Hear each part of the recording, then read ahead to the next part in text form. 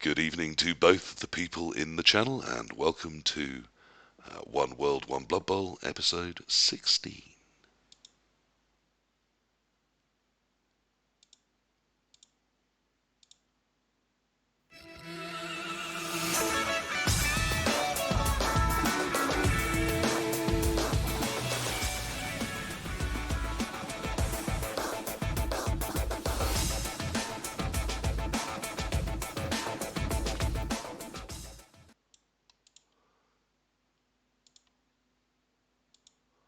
On tonight's show, Hargrim talks in a raspy voice, Volkajo says something efficient, Hellboy speaks in Latin, and I talk endlessly because I'm the real star and the rest are lucky to stand in my shadow. We're back! Ladies and gentlemen, welcome to One World, One Blood Bowl, episode 16. I'm thrilled to have with me Hargrim, Hellboy, and Volkajo. And this evening we are spoofing entirely safe and appropriate for everybody's show, Top Gear, stealing one of their better ideas and making it our own. It is my plan this evening to take these three lovely gentlemen who I have deemed, and I'm right, the coolest people in Blood Bowl, through the 29 races of Blood Bowl Season 2, Blood Bowl 2020, and decide where they fit on an entirely arbitrary cool wall, which is entirely different to a tier list, which may be quite trendy at the moment on things like TikTok, because it goes, and this is important, sideways. So, we're going to look at the teams, we're going to talk about what is cool, what is not cool. We may listen to some of the things going on in chat as we do so, but of course there are some people that are returning and joining me again. That's thrilling. But we have someone brand new, so I think we should start by saying hello, Hargrim. Hello, Hargrim. Hiya, I'm already going to apologise for my voice. It's pretty terrible. This is what happens when you stand next to a speaker for a full evening. Well, yes, as I said, there is going to be the raspy voice, but you are here, of course, because of your beautiful, youthful good looks, your tattoos, your hair, things that lots of people in Blood Bowl just don't have. You are our Richard Hammond, our what is cool, what is hip, and if there's anything at all dangerous or life-changing that needs doing, it's obviously going to be over to you because you'll do anything to impress us and be our friend, very Yeah. much like Richard Hammond. Besides, I lower the average age span by about 20 years. Yeah, absolutely, and the height, despite having Hellboy on. Yep. And then we are, of course, joined by the. How's your? Sorry, how I should ask. Rude of me not to. How's your Blood Bowl lately? What you been up to? I mean, I don't really do much in terms of Blood Bowl. Like, I play the odd CCL game here and there and go to tabletop tournaments. Recently, I played in a non-NAP sanctioned tournament with Slann because I Ooh, felt like doing something different and ended up placing second with them, which was quite surprising. excellent. And they feel fun, but they give you a headache. So Where are you from? I mean, that sounds a very English well, accent I'm listening to. yeah. I'm originally from York in North England, but I've lived in Denmark for most of my life, and I'm still living here. And occasionally I'll travel to the UK and And you play declare the yourself UKT. Danish, I believe, on the international scene. I declare myself an alcoholic. So we've swapped you with K-Folk, Yes. essentially. And I think one side got definitely the better out of that deal. Um, Now, I do think you occasionally come over to tournaments in England, as you say, don't you? Wasn't there one? Were you at Uh, the UKTC? I seem to recall seeing you I was there. at the UKTC this year. How did it Uh, go? I ended up playing High Elves for the weekend. Won 3 games, drew 2, and lost 1, which was the absolute last game. That's mostly because I was completely knackered. We were 3 Danes and a Spanish player that went over as a team. Seabrawl was one of the coaches on my team, and we ended up placing, what was it, 15 out of the 86 squads. Excellent. And individually, I ended 49th out of 344. It was a pretty good weekend. I was feeling really lucky as well because Any I was any just high rolling. any notable scalps? Anything that you want to mention? Squad Chaos, we had the honor of playing Glowworm and Raging 82 that weekend. Lovely, That was an absolutely phenomenal round to play because lovely people. Glowworm was just nice and loud. Uh, and I mean, I'm going to ask. You know what I've been fishing around for. You did at one point, I believe, get paired up with the lovely Hellboy, also on the show this Yes, evening. that was a lovely game because that was one of my 3 wins. Um, Oh, Going into the game, I knew it was going to sorry, be tough. Hellboy. I knew I was going to have a headache, but apparently he's just shit. Apparently he's just really bad at the game. He did have a pretty challenging UKTC. On that bombshell, I think we do need to talk to the man I believe to be the most likely person I know in Blood Bowl to coach a game of Blood Bowl wearing driving gloves and a nice comfortable sweater. Hellboy, the bard of Blood Bowl, the troubadour of our times. How's your Blood Bowl? And welcome back to One World, One Blood Bowl.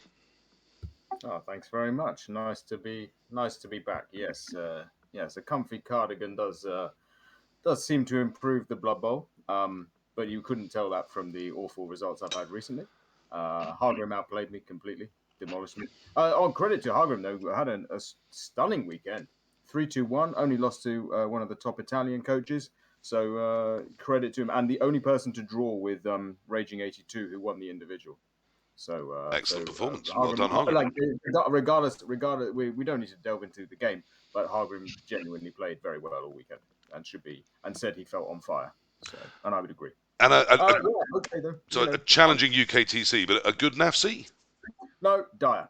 However, I'm in the quarterfinals of CCL, the Chalice. Yes, I was gonna come to that as the third one. I did notice you in quite a high-profile game on CCL recently, and just ripping up all sorts over there, aren't you? So. Well, it's quite amazing when you're rubbish, but have a strength 4, agility 5 dark elf that can just who leaps and blodge, sidestep, and can just go anywhere, do whatever, and the opposition can only roll ones on wizards. So Not sure anyone's buying that you're rubbish. So we have as our James Mayer we have the lovely Hellboy. As I said, very trendy at the moment with his lovely singing voice and also his Blood Bowl. But yeah, struggling a little on the tabletop. Let's see if some of that hatred, some of that bile comes out in his choices for the cool wall. And then finally, the lovely Volkajo here, of course, because he's doing the technical bit for me, but also because he's super, super cool and just, doing the technical stuff. How's your Blood Bowl, Volkajo? How's your life? It's all right. I mean, I've just joined the competitive scene about 2 years ago, as we discussed in a previous episode, I believe. But this year I'm playing it up a little, and I think at almost 10 tournaments this year. So recently I've of course been to the NAFC, which was nice. Won my first NAF Shield at KlingonCon, a very competitive German tournament, and just played a tournament with Old World Alliance yesterday. Imagine how that went. I didn't take Griff, so yeah, guess how that went. Anyway, no, Blood Bowl is nice. I'm enjoying the traveling part of it. I'm much looking forward to more international tournaments this year. I've traveled, I think, 5 countries so far this year for Blood Bowl, and I'm looking forward to seeing much more and meeting more and more people in chat. Like, it's so funny because now, like, when I look at a random Twitch chat, I can put like, I don't know, 20 to 30% faces to the names. Unfortunately, like people like McNaughton are some of them, but like there are also nice people out there you might meet, which is really cool. So I'm enjoying that part of Blood Bowl massively, and much looking forward to tonight's show, which I think is going to be quite a bit of fun. Yeah, I mean, I definitely hope so. I'm just trying to get my vocal levels down to somewhere approaching you guys. I think that should do us. That should be a little bit better, a bit more even. Do let me know in chat. So, yeah, I mean, it's great to have you three guys on, but we have a lot to get done tonight. We do want to put these races up on the cool wall, and it's not about what we like, what we don't like, what we think is good, what is not good. It's simply about, when you tell someone you're coaching this, is it cool? Which is a wonderfully nebulous concept for us to try and get our heads around. The way it's going to work is we're just going to say what we think, and then we're going to see what the collective wisdom of these 4 extremely cool Blood Bowlers is, and see what that means for the cool wall. Obviously, how competitive they are, what people are doing with them is relevant, and it will give us a great chance just to quickly bounce through all the races, which is obviously why we're doing this. But yeah, let's bring up our wall of cool, and let's head on in, and let's get a race up, and let's get talking, because time is money, and people won't be here forever. Hold on. Before we start, hang on a second. There we go. Fabulous. He put the driving gloves on as well. It's almost like he knew what I was going to say, isn't it? Terrifying preempting there. Excellent. So we have Tiny Volkajo. Bless, isn't he gorgeous? He is, of course, our Stig, the technically proficient one amongst us who might actually be good at Blood Bowl. Let's say, yes, Chimney indeed. Are you going to do us a lovely Cockney accent? Cool, blimey, PC. Well, I tell you what, I think Guy Ritchie will cast you in a second when he hears that. What have you got for us first, Volkajo? What's coming out of the great big mix? What are we casting our eyes upon? So obviously we're going to do it randomized. I have about a gazillion screens and windows in front of me, and I'm not very good at this technical stuff. So I probably won't look at Twitch chat. So McNaughton, just shut up and don't say anything, please. That seems highly unlikely, but we'll give it a go. It's like trying to ask the sun to stop shining. It's not going to happen. Do we need some filler music?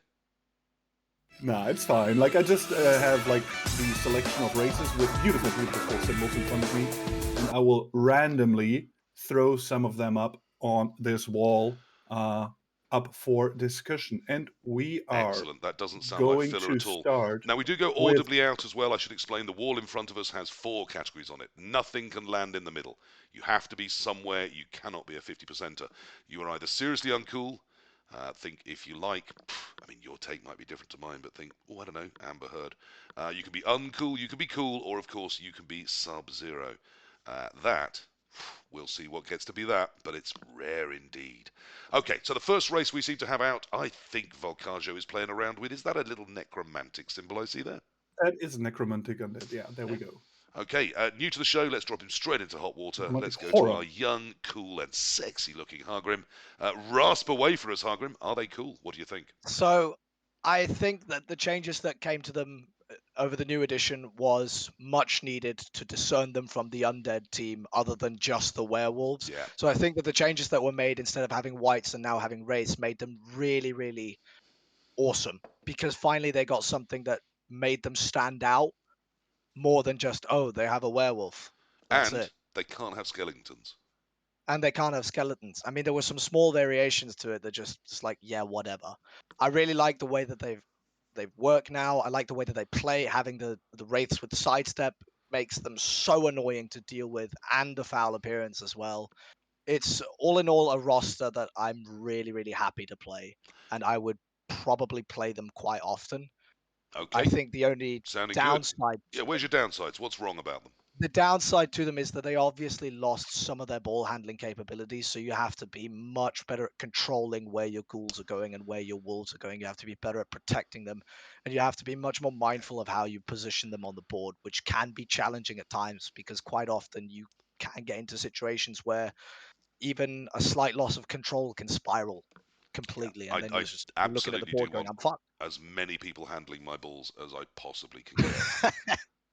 And on a necromantic team, obviously, there's only 4 people there to handle my balls, and I'm not sure that's enough. Hellboy. No. Cool. Thank you. Great. Volkaja, let's bring you in on this. Cool. I think we're looking between cool and Sub-Zero, aren't we? How are you feeling on necromantic? I'm also uncool for the reasons Hargrim said. They are competitive. They are interesting to play. They are challenging. They're certainly not an easy team to play. They're not necessarily tier 1, but I think for all those reasons, they are solid cool. Oh, The other mitigating factor that they do have that stops them being Sub-Zero is the cost of the positionals and the cost of the rerolls. Very hard across multiple formats to get the desired number of rerolls to positionals. You know, TV 1000, you're making big sacrifices. TV 1100, TV 1050, TV 1160, even TV 1200. You know, you might struggle. 1160. That's an odd number. But you know, I hear could be quite popular in some tournaments. I absolutely agree. I think they got much cooler with wraiths. I think that's what we're here to talk about. I think they definitely did. They were already pretty cool. I mean, werewolves are cool. Golems are cool. To me, it's the ghouls that hang them back a bit from Sub-Zero. I see ghouls on an undead team. I see ghouls on a necromantic team. If the ghouls had got a tiny bit more interesting on a necromantic team, Sub-Zero all the way. But I think with the money and the ghouls, I'm quite happy with cool. I think we can move on, can't we? Easy. We'll get this cracked in half an hour. Next up, we have Volkajo. What have you done? Let's start with you, son. Chaos. Chaos chosen. Not even flavored chaos. Vanilla chaos. I've always been one to think that each of the Chaos gods should have had their own race and not just make it Chaos Undivided and about as bland as you could possibly make it. They We've are quite bland. we've got a Nurgle team. We've got a Khorne team now as well. I'm seriously hoping that we get either a Slaanesh or a Tzeentch team, or get both eventually, just so that we can flesh out the Chaos a little bit more than what they already are, instead of just having bland Chaos Chosen. Obviously, it's a team that can have a lot of variance in film in the shape of how you build them. They're still lined up to one very specific play style, so I'd probably put them in uncool, mostly because they're boring to play. They're really just boring to play. I mean, I like that we've got strength 4 blitzes from every piece on that team as a minimum, and that's if you don't take the Minotaur, Troll, whatever you're putting on your Chaos nowadays. I like that Clawpom's gone. I mean, it went ages ago for most of us, but it's going when Blood Bowl 3 limps out towards the end of the year for current Blood Bowl 2 players. I can't see them above uncool because they're just so boring right now. Hellboy, help us. Where's the coolness in Chaos? Well, I think the coolness comes from the choice in big guy, right? And you said it before, the strength 4 blitz. But the choice in big guy, taking the troll, taking the ogre, tasty. I like it. I think the ogre we're going to start see Yeah, coming in a bit more. However, I just think across different formats, because we've got to think of different things in a short term league in the new rules. They're not going to develop as quickly as other races. You will find yourself still lagging behind. I think even on redraft, you yeah, will find yourself lagging behind. In a NAF format, resurrection with a set team value. Okay, you can take a block on your strong guys and some guard and some sure hands, but you still, why then? Apart from this horns, what are you taking? yeah. So I don't think they're seriously uncool, because I think they will still work in a lot of formats, but I can't see them above uncool. I, I can only agree. I'd love if Volkajo can persuade me this needs to go over the line. What have you got for us, Volk? Nope, nothing. Pretty much uncool blend. I mean, you can do interesting things with them, and they're not absolutely garbage. I think the Fear has been playing them quite a bit in various formats and done quite well with them. But still, nah, just meh, and let's move on. Yeah, I kind of agree with what Corn Knight's saying in chat that they've got some potential, don't they? There's strength 4 blitzes from everywhere. There's a strength access everywhere, mutation access anywhere. Rolled random mutations are quite cheap to get. You can start building your beastman with that to get over the fact that the power dynamic, the TV 1000 in a short-lived league is terrible. But almost every mutation leads into a good path for a beastman. You maybe don't want several with extra arms, but one of them's fine. A claw's fine. A 2 heads is fine. There's so many that you can then build on top of it into a useful piece. But in this rule set, do you have the time to? Do you have the? No. I think if you're playing Chaos Chosen, you're just shooting yourself in the foot when you're already missing one. There's just no point. You're already lagging far enough behind in terms of core skills and development, and you can build them in many interesting ways with the mutation skills on normals. But Okay, yep, they're uncool. We move on. They are. They're just uncool, aren't they? I mean, they're not yeah, seriously uncool. No one's going to be like really unhappy with you for bringing them or coaching them, but they just haven't got anything in them to make them cool. We move on.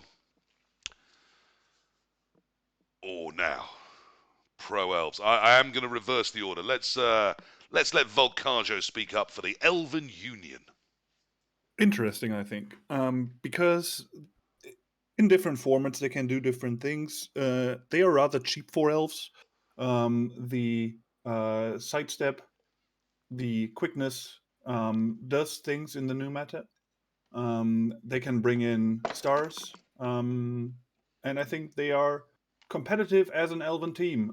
Might be better than wood elves. I found them uncool before, but now I'd say they're somewhere between uncool and cool. Wow. They're all right. Okay, I think we might be shaping up for a fight here. Hellboy, where are you coming in on the pro elves? Ah, I don't. Sidestep blitz is still nice. Nerves of steel is a skill you're probably never taking, but it's nice when you've got it, right? Cheap lineman still. Sneaky get dirty player access quite quickly. Yum, yum, yum, yum, Interesting. yum. Interesting. Um, I'd agree with Volk in the sense that I think they sit somewhere in the middle, but I'm tempted to just nudge them into cool. Just nudge them into I cool. mean, Hargrim, I'm coming in next on this. To me, they're somewhere between cool and Sub-Zero. They're super funky. They've got their own unique play style. You can pass into the middle of cages. You can pass out from cages. You can pick up with 5 tackle zones on you. Pop a little pass out. What can they do? And even with passing at 4+, that's still very possible with the Nerves of Steel. They're cheap. You can get dirty players sneaking in on them, and that's what everybody wants in the new rule set. They can be the fouling elves, because even if someone gets sent off, the linemen are cheap. You're going to have lots of them, and they do have enough mobility to get back in front of people after mass gang fouling. I think pro elves are at least cool. They're also pro elves. They've got terrible armor. They fall apart. You blow on them hard, you haven't got a team left. I think they've got to be cool, and I think they're edging towards Sub-Zero. Hargrim, agree with me.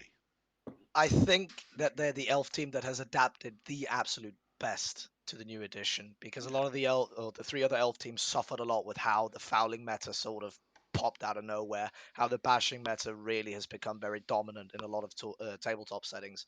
In a lot of tournaments, we're seeing pretty much mostly bash.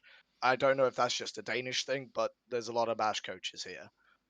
So being able to do what pro elves can do, I'd put them in like a bracket between cool and Sub-Zero. They have adapted the best because they can do peak elf shit that pisses off Yeah. any bash coach. I mean, I still think in a league they're going to fall apart. Something's going to just hurt them. But in a NAF format, in a resurrection format, I think they're super cool. I'm amazed we don't see more of them. But and I've seen, probably I'm just influenced a lot by my lovely friend Kfo, who loves bringing them to resurrection formats and does scary builds with them. Yeah, but he Okay, I does think weird we've settled things. that they're at the top end of cool, aren't they? Somehow they've missed out on Sub-Zero, but they're right up there at the top end of cool. Okay, I think that's 3 done. It's crazy. When I look at my list of things that are open, everything is interesting to discuss, I think. And I'm going to bang out this one, which is going to be very controversial, I think. Yeah, where are we going with these? For those that don't recognise these are the race symbols we're using from Fumble, where all 29 races are available to you to coach in various formats, including NAF tournaments. Of course, Slann not being official and not available in the competitive division there, which is following with just the 28 official races on Games Workshop. But we have blatantly stolen their logos, and that's what we're throwing up on the cool wall. That logo stands for NOBs, Imperial Nobility. They're brand new. And as we all know, they've come with a whole heap of fluff, and the fluff is the most important thing that has changed in Blood Bowl, is the addition of the fluff. I think we can all agree with that. That sage expression. It is the fluff that we all live for. And they do have fluff. But they are Imperial Nobility. I'm going to start with Hellboy. Hellboy, Imperial Nobility, are you a lover? No, but just because I don't think they're cool, because for me they're seriously uncool. However, I think in the right hands they have the potential of reaching cool. I don't think they're ever going to be Sub-Zero, but I think that with a good build, in the hands of a good coach, you could make them work really well. The reason why I don't like them is I just think their offense. Personally, I've played against them 5 or 6 times now, and the only time I've struggled is when I rolled 5 snakes as dark elves. So and I still had a chance to draw the game and go to overtime in a knockout format. Mm. Bar that, I've never struggled against them because their offense is just awful in all formats. NAF, Fumble, Miners, the C division on Fumble. I've played in various different stages. I just don't see them. And do you remember when we spoke during TSD season 1 on season 2 on Fumble? We looked down the Imperial Nobility, and every single build was different. We couldn't work out what to do with them. One of them made the quarterfinals, and the guy that made the quarterfinals was not only a good coach, but also had the build that we thought was the best, with no ogre. Yeah, with no ogre to try and squeeze in, because they're not cheap, are they? The stuff that you No, need to actually do the tricks they everything is can do. expensive. Yeah, everything is expensive.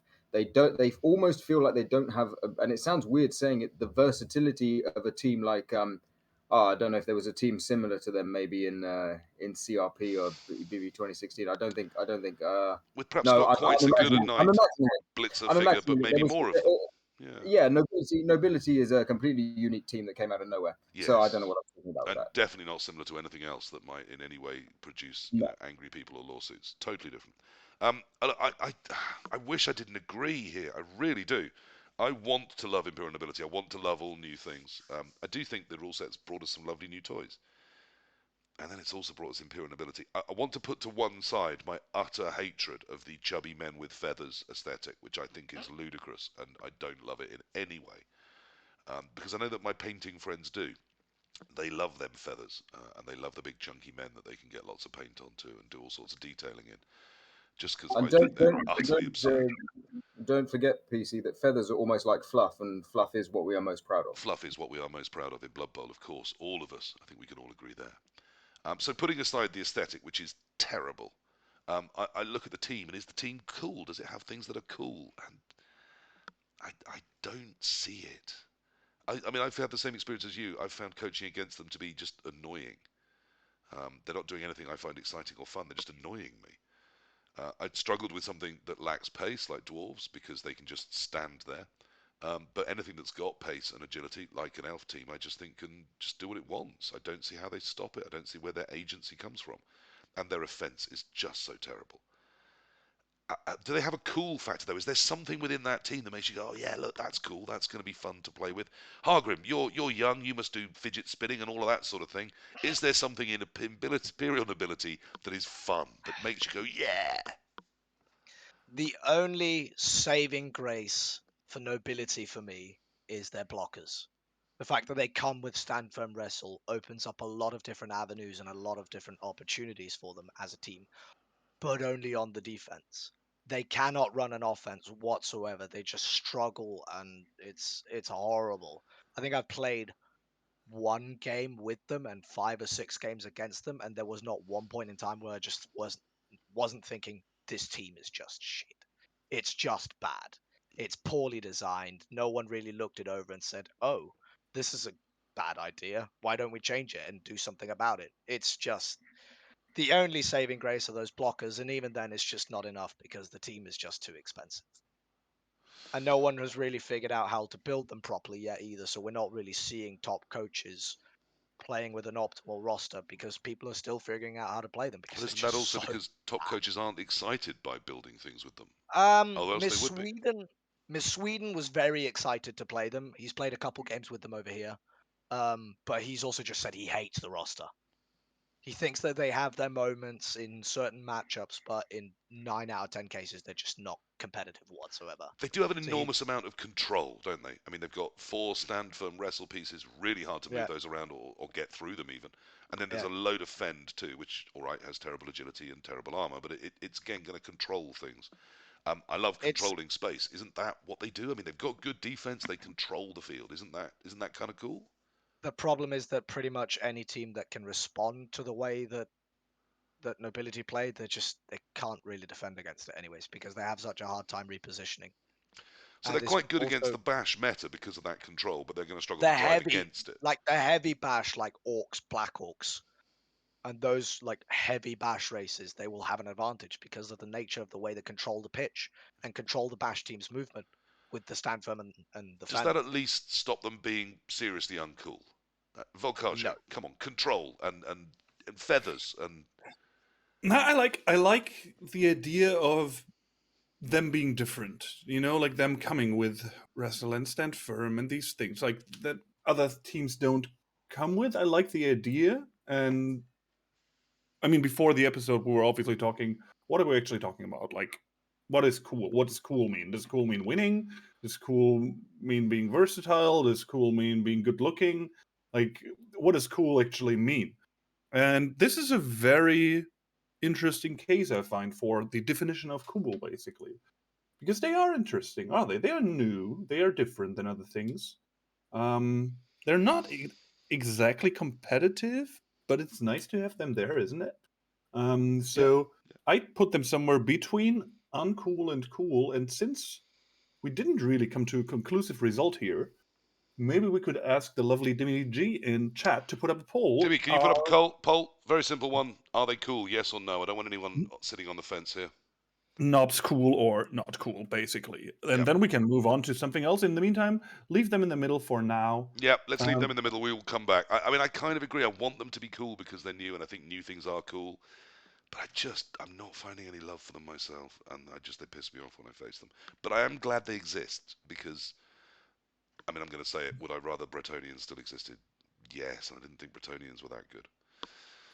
Okay. Honestly, I just like having a walkover. We've Orcs. already talked about UKTC, Hargrim. You don't need to bring it up again, okay? Right. Sub-zero for orcs there. End of. Next race. Sub-zero for orcs. You're going to give me any reason at all, just one. Movement 5 biggins. Yeah, I'm buying that. I think orcs. I agree. I think they're sub-zero right now. I think no one particularly minds you bringing them. They come in the box, so everyone knows how to coach them a bit.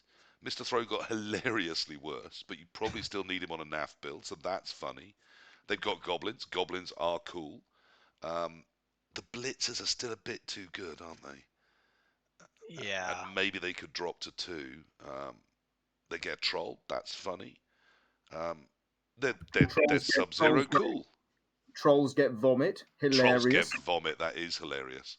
The only thing that would be better is if they had some sort of farting skill that was like a weaker fireball or something. And orcs are back, baby back, aren't they? I mean, we're seeing them coached a lot. We're seeing them do well. They won the NAFC with a not particularly special build, just solid orc build.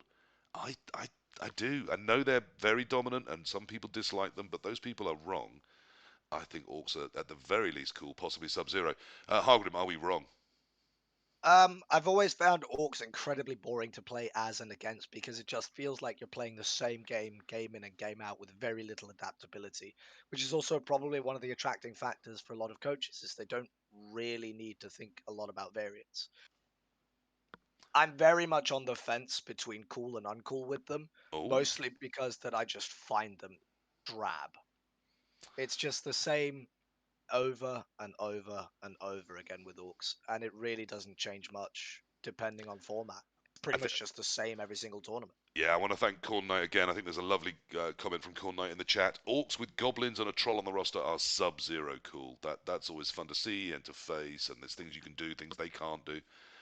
But 4 big uns, 4 blitzers, 3 line orcs, and lots of rerolls. That's incredibly dull. That's probably not even cool to me. That might even be uncool. Volkajo, what does that mean? Does that mean that these are ending up just cool, or are we going to edge them up into sub-zero? How are you feeling about your orcs? I think they're a little bit uncool because they're too good. They're too solid. They're too strong in a way. They didn't need the extra movement on the big guns. It makes them super strong. In a lot of tournaments, you see the 20 to 30% orcs showing up. You get orc mirrors left, right, and center. It's just simply boring, isn't it? Because they're too good, and I think that's like they're not Sub-Zero because they make it a bit more boring. Everything. They are strong. They might be the strongest race there is right now. Like I think they're absolutely tier 1. Anybody who puts them in tier 3 is an absolute lunatic. I think. I've got a counter argument as to why they're Sub-Zero again. I've got another argument as to why they're Sub-Zero. Go for because it. GW in their FAQ moved them. They've got a 3-tier system. GW moved them from tier 1 to tier 2, didn't they? They dropped them a tier. That makes them Sub-Zero because Games Workshop don't know what their own race strength is. I mean, I kind of agree. I thought it was hilarious that they moved down to tier 2. I'm looking forward to lots of rule sets, giving them lots more bonuses, which they urgently need. It looks like we can't put them up in Sub-Zero, Hellboy, because everyone else wants them uncool. We're going to compromise on cool, are we? I'm okay with putting them in cool just because they did get some nice changes from. I didn't see the result of the vote if it went off, by the way. So if Dimmy could pop that up on the chat, let me know. We still haven't placed Imperial Nobility. I'm not happy with them in the middle. They need to be somewhere and not everywhere. No, Dimmy's on his phone, I and see. I'm not like I can't find the mod option right now. Okay. So we'll just leave it. Maybe Setter can do it if We'll he's just around. leave it. Yeah. If anyone else turns up that is, they can do that. But it's fine. It's fine. So orcs staying cool. Let's pull something else up. Let's have another one. So let's go with the first stunty race. Goblins. Easy. Sub-Zero.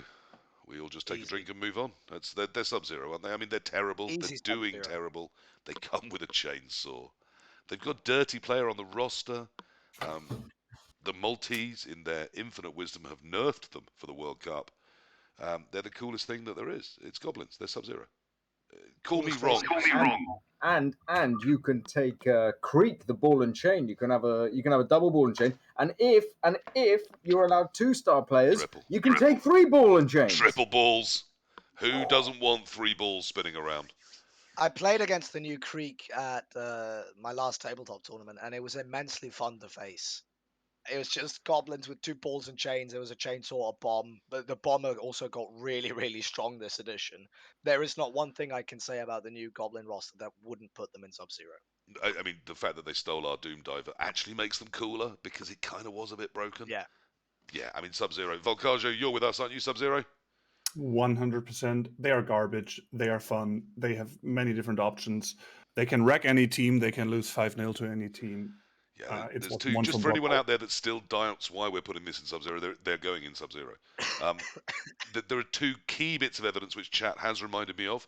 The first is, and several people have mentioned this, they of course belong in Sub-Zero because they beat Andy Davo at the NAFC, which I just don't know a person that didn't find that funny, including Andy, I think, because, Andy and goblins. So yeah, I mean, that makes them incredibly cool. And of course, Dimmy G says there's no way they can be Sub-Zero, so that definitely means they have to be. They go straight in Sub-Zero. There we are. We move on. Yeah. And also, We don't make the rules. Hellboy. I would be told off as well if I didn't mention that in his first ever time playing goblins, my co-commentator El Dudorino went 2-2-2 at NAFC with goblins. So one has to question whether he's just a natural goblin coach or whether the team is Sub-Zero. And I'm sure he won't mind me saying the team is Sub-Zero. The team is Sub-Zero. And just think, if he'd only just managed to luck into Andy Dever, he could have turned one of those losses or draws into another win. The world is full of possibilities. It blows the mind. Right, that's a nice, easy one. We move on. We have lizard men. Toxically Sub-Zero 80s lizard people, surely. Right, where are the scalies? Well, we have one right here wearing a cap and driving gloves and just being sad and old-fashioned. It's why we've got to suffer with 1150 TV at NAF events. It's so that Hellboy can still coach his lizards.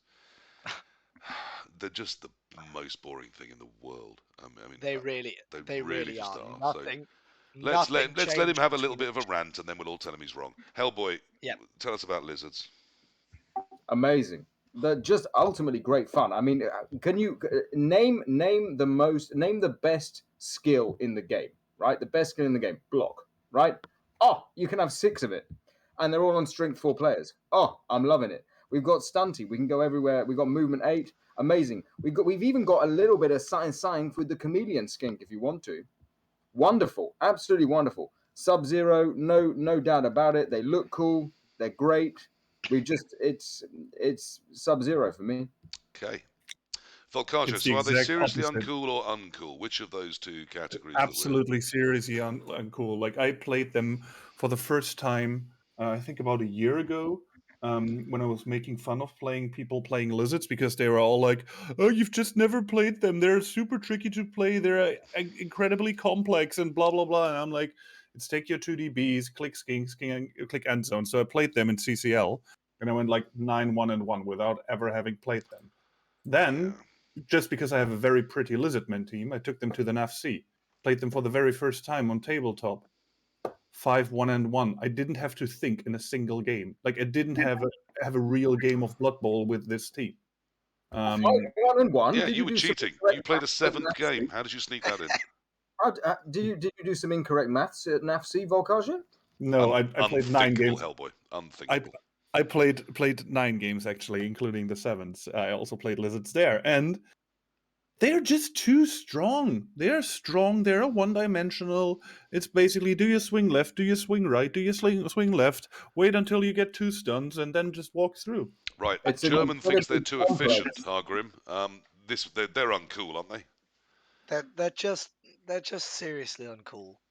There is the argument that they are difficult to play, but I've played them a little bit, and I've played a bit of Wood Elves as well, and they were the 2 teams that just felt like I could autopilot my way to wins every single time. I had the pleasure of playing Don Vito at the UKTC, and again, it just felt like the team was doing all the work. Don Vito is a very good player, but the team was doing all the work Does because the it's just lizardmen. before Hellboy just shoots himself in frustration, or goes out and makes a nice chamomile tea? Does the chameleon skink, which is quite a cool piece, does that elevate them out of seriously uncool into just uncool?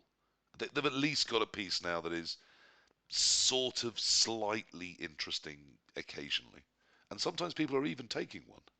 So most lizard coaches are like, "Oh no, you don't need the chameleon," which is absolutely stupid because it's half a reroll basically on the ball. Like you get more things, like you can do stuff on defense. You can chuck him in with the shadowing, make your opponent roll a few extra dice. It is nice, but all the lizard coaches are no, no, no, no, no. This is not lizard play style. This is not what we do. We take our 2D blocks, we pick up the ball and run it in. So no, it's not enough. They are seriously uncool, done and dusted. Well, Yep, if I only agree. I could have changed that Hellboy, I wouldn't have done. They're uncool. Seriously, seriously uncool. If you're coaching lizards, have a good long look at yourself. We move on. Besides, I beat in my Hellboy. day, back in my day, we would have had lizards in the Sub-Zero section. That's all I'm saying. Yeah. All right. Certainly in Yeah, terms of but I tryharding, I beat you think at the that's true. UKTC, so I win. And you've got tattoos, making you cool.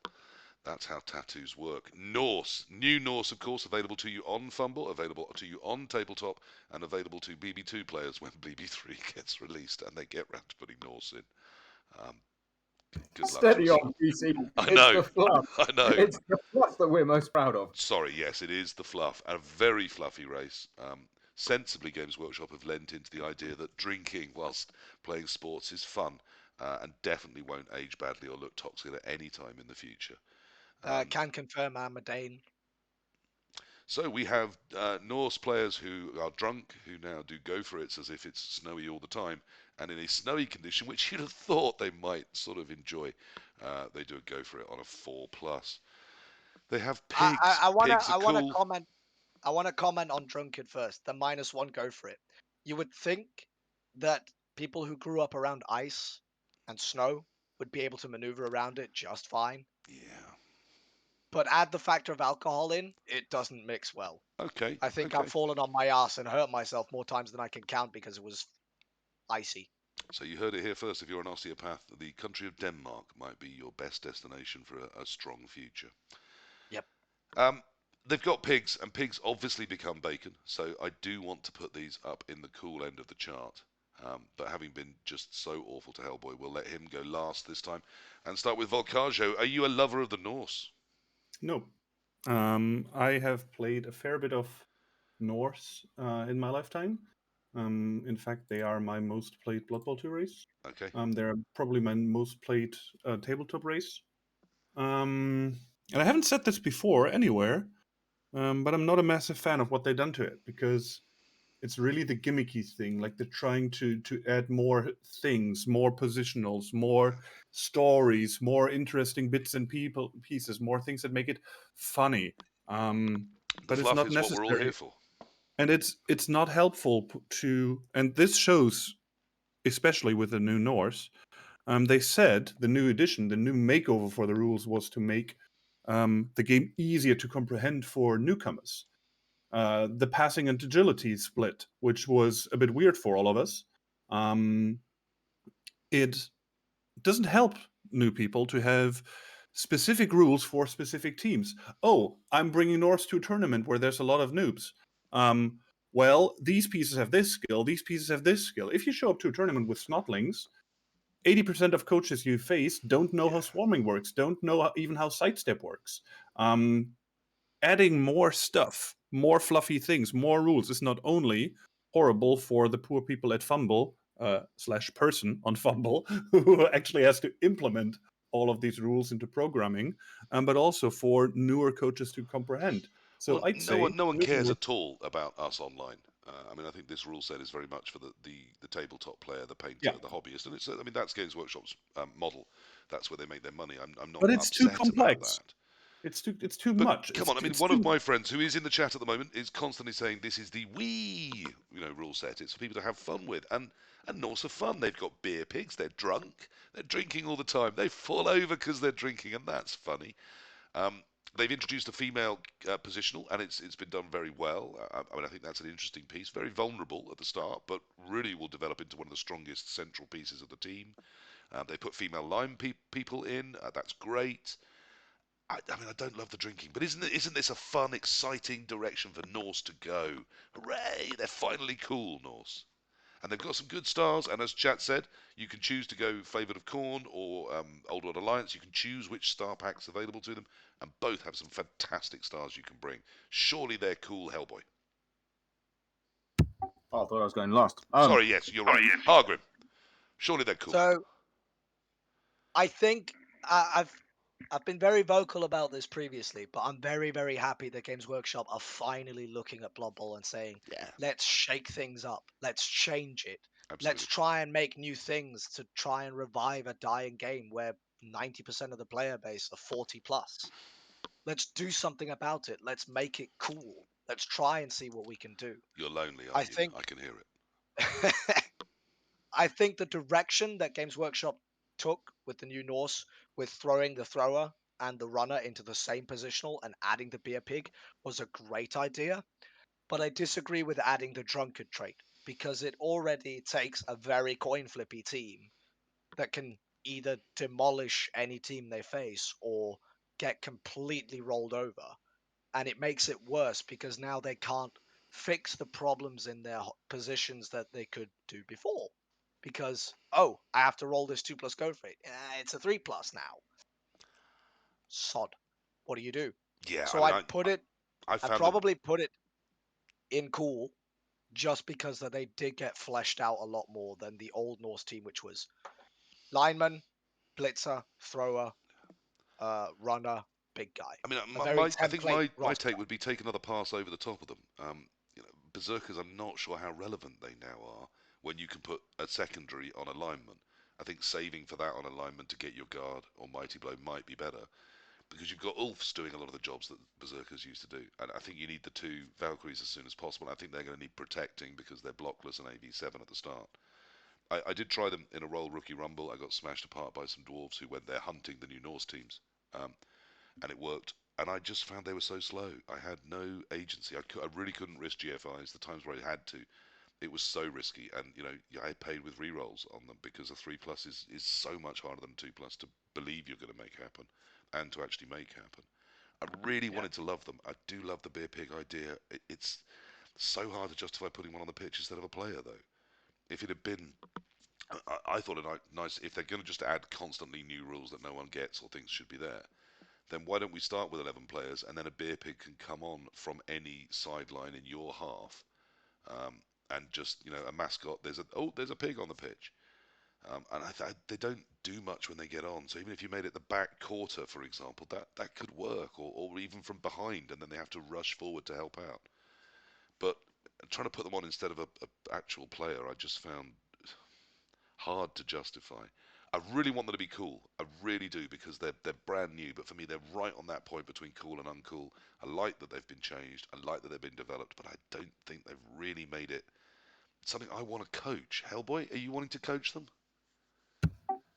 No, but they are cool. And the reason why they are cool is because of three things. One, we don't yet know where they actually sit. There is no data. There is no we haven't had a NAF tournament with them in. I don't think yet. Nope. NAFC was Old Norse rules, so we have no idea where they sit in terms of a NAF format. It's still such early days on Fumble, so we can't take any data from that. They've GW, as Hargrim said, are supporting the game. Okay, they're doing it as a money-making business. I completely hate the fact that you now have to buy a rule book to understand the rules of a team, because it now contains skills that are not featured in the main rulebook. But that's number two, because the Games Workshop are supporting it by doing what they do best and pumping out a new codex, etc., etc. There'll But the presumably third be and an final, almanac at the end of the year gathering all the spikes together, but probably, still, but they'll want your money. the final reason and why they are cool is because I've recently joined a local tabletop league, full of new people who have never played Blood Bowl before. And when the Norse dropped, that chat got spammed with Norse pictures. Oh my God, when can we get the team? Can I paint one before the start of the season? Oh my God, I'm going to play them in season 2 of our league. Oh, wow. Oh, look at this. They get a cool star player. Oh my God, that pig's so cool. And what you've done there is, whether the team is rubbish or not, in our perspective, what you've done is you've engaged with a bunch of people who've never played Blood Bowl before, who've said, I am now going to try Blood Bowl. See, Hargrim, this is why we had Hellboy on, is we needed a grown-up in the room. Yeah. That is why they are cool. Okay, and I think on that, I'm also going to ask that, can we just nudge Imperial nobility up into cool too? Because as much as I hate the feathers, I know that they excited painters, and that's cool. That keeps the game going. That puts money into the game. It keeps the game's workshop going, which keeps Blood Bowl alive. So I think those two do head over the line into cool. We need to crack on. Oh, God. This one's going to be a piece of cake, isn't it? Nurgle. I mean, it's chaos, but worse, isn't it? I mean, I desperately want to find something cool about them, but there's nothing. There is no reason to coach Nurgle right now, is there? Hargrim. I mean, other than star players in the current meta, which puts them so much higher up in the tier rankings because of Arkflem, there really just is no reason to play Chaos Chosen over Nurgle or Nurgle over Chaos Chosen. It's one variance of the same thing. Yeah, they need some love, don't they? They need something at the moment. They do need a bit of variance comparable to Chaos Chosen. I mean, like they haven't made done them enough. fun to some degree in NAF formats, at least. I mean, still not in leagues. They can still claw mighty, but they can't pile on. And now claw mighty doesn't stack, so they haven't even got that sort of uber killer thing that they had. Foul appearance. Stymie builds. Surely that's the future. Is that, and also, I mean, if you can take a star, I did start messing about with a little bit of fun with Borak Nurgle, because Borak brings half a leader reroll. Yeah. So you can take one reroll and half a leader reroll. So you can take 1.5 rerolls on a Nurgle team. But I think the Joe Manji, who was on the other week, said it very clearly in the fact that Nurgle are the worst team in the game. Yeah. And when in the nicest way, when you are fundamentally worse than ogres, I'd rather have goblins. I feel I've got more options. But we've said that goblins are sub-zero. Yeah. So I'm saying something like ogres, where you can roll 6 boneheads, and do you still feel like you have a chance with 6 boneheads, or would you rather have Nurgle? Like I'm still, it's like I can't. I personally, I think if we do this again in like a year's time, we may well find someone who's found a good way of making Nurgle work in some format. I just can't see that in a short league format, in a Resurrection NAF format, even heavily tiered, they're never going in with the stunty teams. So you just never. I don't see how you get anything that you need. Well, I'm going to lean into the whole Jeremy Clarkson thing and do is it ironic? No one can really tell, racist joke. So, Volkajo, you clearly being German must love some filth. Do you love the Nurgle? I identify as Andorran, by the way. Okay, so, sorry. I apologise. Go Team Andorra! So Nurgle, surely they're so bad now that we can at least say they're getting to be cool because they're terrible. I mean, I've brought it up a few times. That's what I think we should say, and the criteria we should apply. Not necessarily being good, but Nurgle are also bland, boring, and make your life miserable. You won't have fun playing Nurgle, and that's the problem. That is the problem. Like nobility, you can be annoying. You can get in the way. You can destroy other people's offensive drives and give them a headache. Goblins, you can wreck a team. They're not seriously uncool, though, are they? Because no one's going to hate you for bringing Nurgle nowadays. No, at least you're trying something stupid because you're coaching Nurgle. So they're at least just a little bit uncool. But I think they're less uncool than Chaos.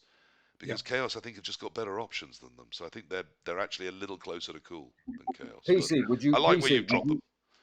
PC, would you rather play Lizards or Nurgle? Ooh.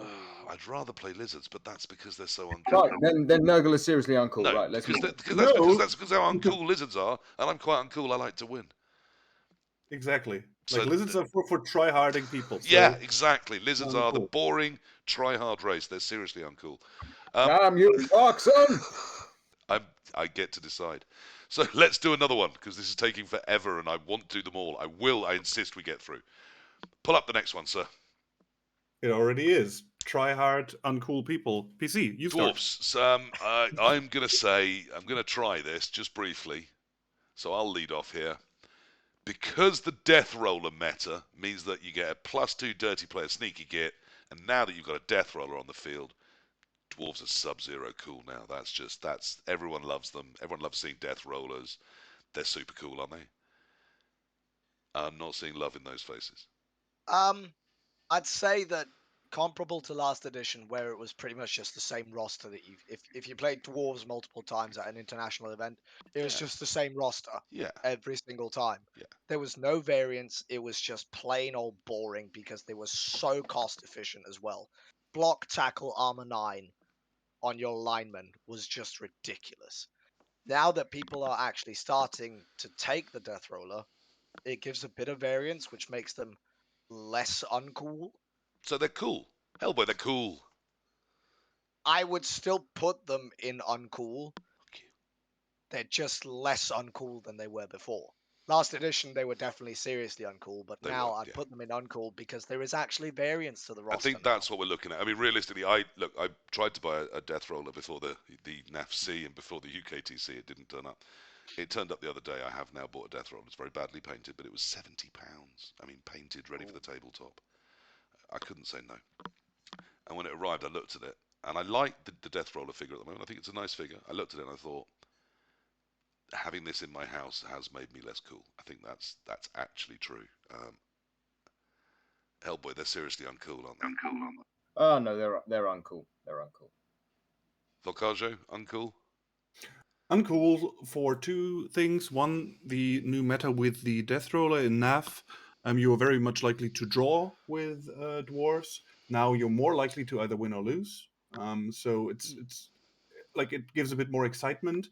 Yeah. And they can be seriously uncool because if you pick dwarves, you're ready to get a lot of crap at a tournament. People will hate you. People will call you names. People will say, "Oh no, not that person again. I don't want to play dwarves, whatever." And if you're brave enough to Doesn't that go make them through seriously that, uncool? They broke my mm, friend half. no, they're uncool because uh, as much like as bad as it is to play against dwarves, playing them also takes a bit of balls. Unlike lizards, because if you play lizards, everybody's like, just to try hard. Right, I So want this to go on record. I was saying that dwarves should be seriously uncool, despite the Death Roller. I kind of agree with Corn Knight again, that actually the Death Roller, while it used to be cool, it's now perhaps a bit OP, and that actually makes them slightly less cool that everyone's taking it. That everyone else has voted they stay just uncool. It's not me, it's the other three. I want that on record. I said dwarves were seriously uncool. I I didn't like just them. like variance. I just like variance. As long as you can meet, if I go to an international tournament and I know that it's going to be a lot of dwarves and a lot of lizardmen, I want to face several different rosters Yeah, and not just the same roster every single time because yeah. it just becomes boring. It becomes uninteresting. I Uh, already know how I'm supposed to play the game going into the game rather than having to reconsider, oh, this guy's got a death roller. No, it's just, oh, this is the same roster I played against the last 4 games. yeah, Great. I mean, Fine. I think the proof of that is the fact that I feel I need to try Death Rollers. I consider the Dwarf meta to be up in the air right now. I want to know if I think Death Rollers are the right choice or not. That's at least vaguely interesting. But I confess that I would have put Dwarves in Sub-Zero. Seriously uncool. I'm amazed we got away with that. But we did. So next up we have... Oh, that is Chaos Pact, isn't it? that Yes. is. Unknowns to some of the Blood Bowl 2 players. We have had this for many, many years, but of course not on Blood Bowl 2. So not new to tabletop, not new to most of us, but there is a new iteration of it in the Blood Bowl 2020 rules. There's now a choice of 4 big guys. They're pretty cool, aren't they? Chaos Pact? Funny enough, the one you're not taking anymore is in the team symbol on Fumble, the Minotaur, because the Red Ogre makes them a lot more reliable. Yeah. You have more options how to play them. You have massive star access. You have multiple ways how to skill your linemen and/or positionals. Um, so quite a bit of variance. So I'd say they're pretty cool. Yeah, I mean, I'm kind of heading towards Sub-Zero here. I've never seen, particularly on the tabletop, I've never seen a Chaos Pact team I didn't think were quite interestingly painted. You get a rat, you get an elf, you get an orc, you get all the big guys, then you get the renegades as well. I always think that's quite cool, that variance, that mix. They don't start now that they've been sorted out. They don't get the spamming strength and legendary claw pommers that they used to get, and still be able to hover at about 100 in perpetual leagues. I think they're pretty cool now. I pretty much on the again for the border for me between cool and Sub-Zero. So I'm really interested in what you guys think. Hellboy, what do you think? Where are you with Pact? I think they fall into cool. I don't think they're Sub-Zero personally. I think animosity still hurts them. I think even with multiple rerolls and stuff, I think you'll probably have burnt rerolls to the point where you may not have a reroll for the pass and the animosity and this and that. All these other rolls you might need to make. But what I do think that puts them in cool, other than anything else, is that they are a quirky team for tabletop players, league format and stuff, which can be built up of, for example, GW models that you can just acquire through the boxes anyway. You can use your spare human lineman. Your spare dark elf runner can become the dark elf.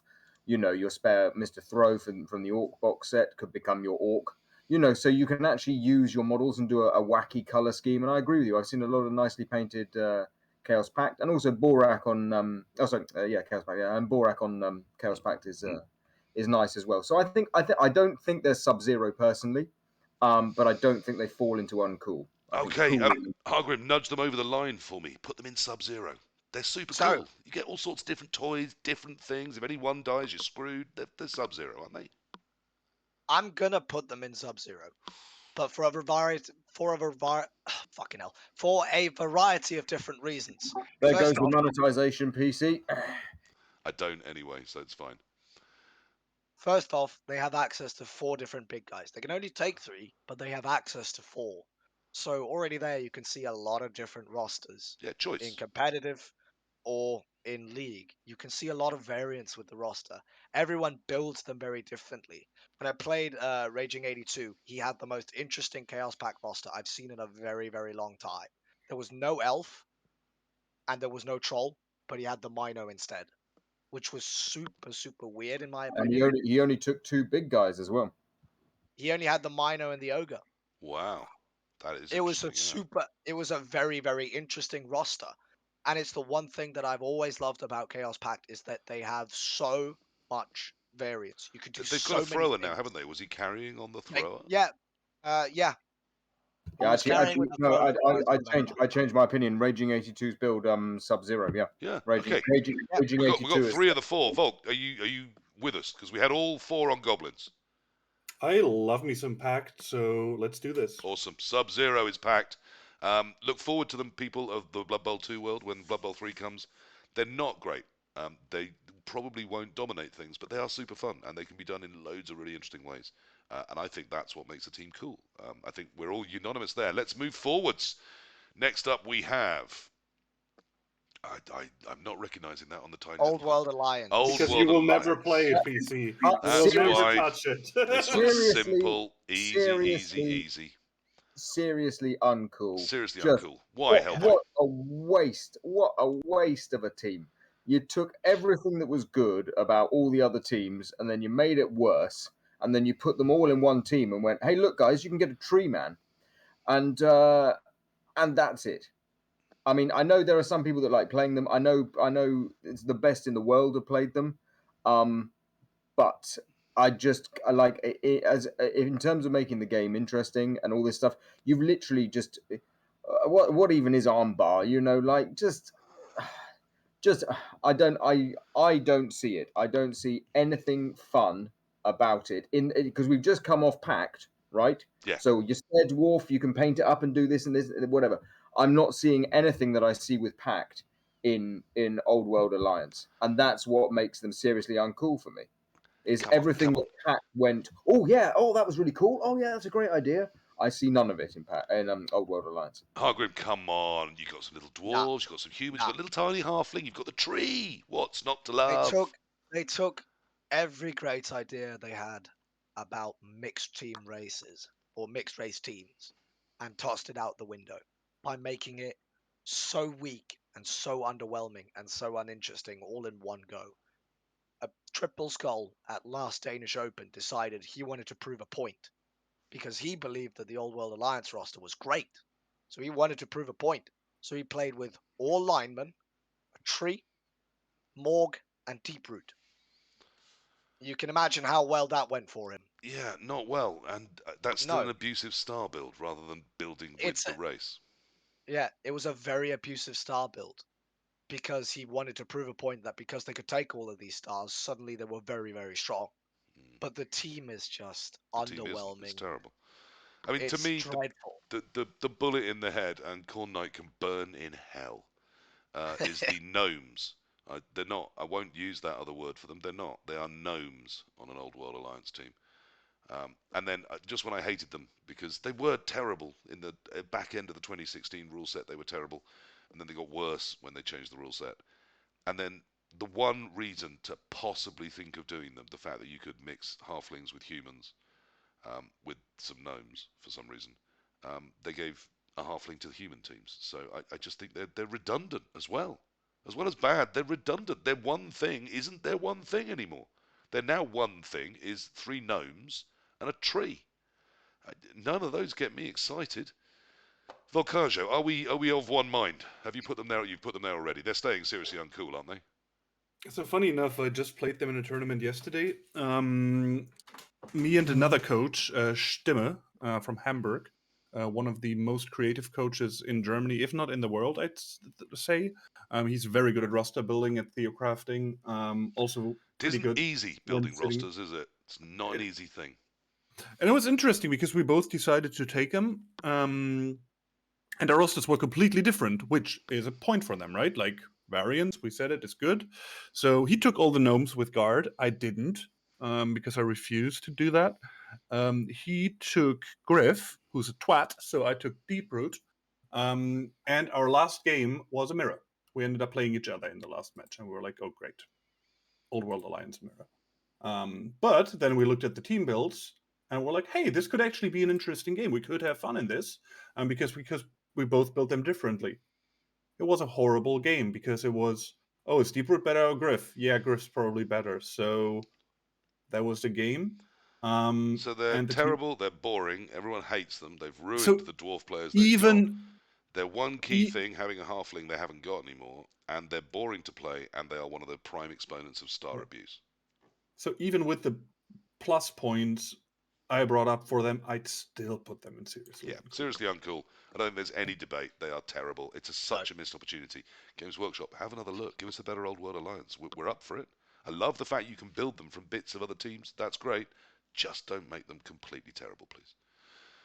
Next up, humans. I'm only human after all. Don't put your uncools on me. Hellboy, sing us a song of Oh, human love. somewhere between cool and Sub-Zero. 2+ thrower, lovely. Still nice in terms of learning the game for newer players. Comes out the box. It's, and as we just said just now, you can get halflings. Who Yeah. doesn't enjoy a little halfling? Suddenly you can get a 14-player roster quite comfortably. You get Sometimes at the end of the game, you just need to toss one off, don't you? It's going to exactly. help. Sometimes the stress gets to you, and you just need to toss a little man. Gentleman's relish, but I wasn't going to go quite that far, but okay. well, Like I said, I don't monetize these. They're just because I enjoy doing them. that's a Top Gear reference there for all the Top Gear fans. I think somewhere between cool and Sub-Zero. Do I think they're Sub-Zero? I'm probably in the cool for me.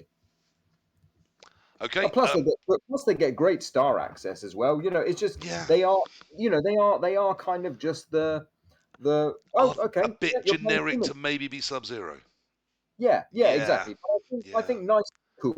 nicely cool. And maybe even a bit good. I mean, they're not that good, but they're kind of good. Volkajo, let's come to you. You've either been sort of thrown in first or boringly left till last. How are you feeling about your humans? not too cool actually. I feel bad about saying that, but I think Dimmy's right. Like humans in a fantasy game and the way they're built, it's a little blend.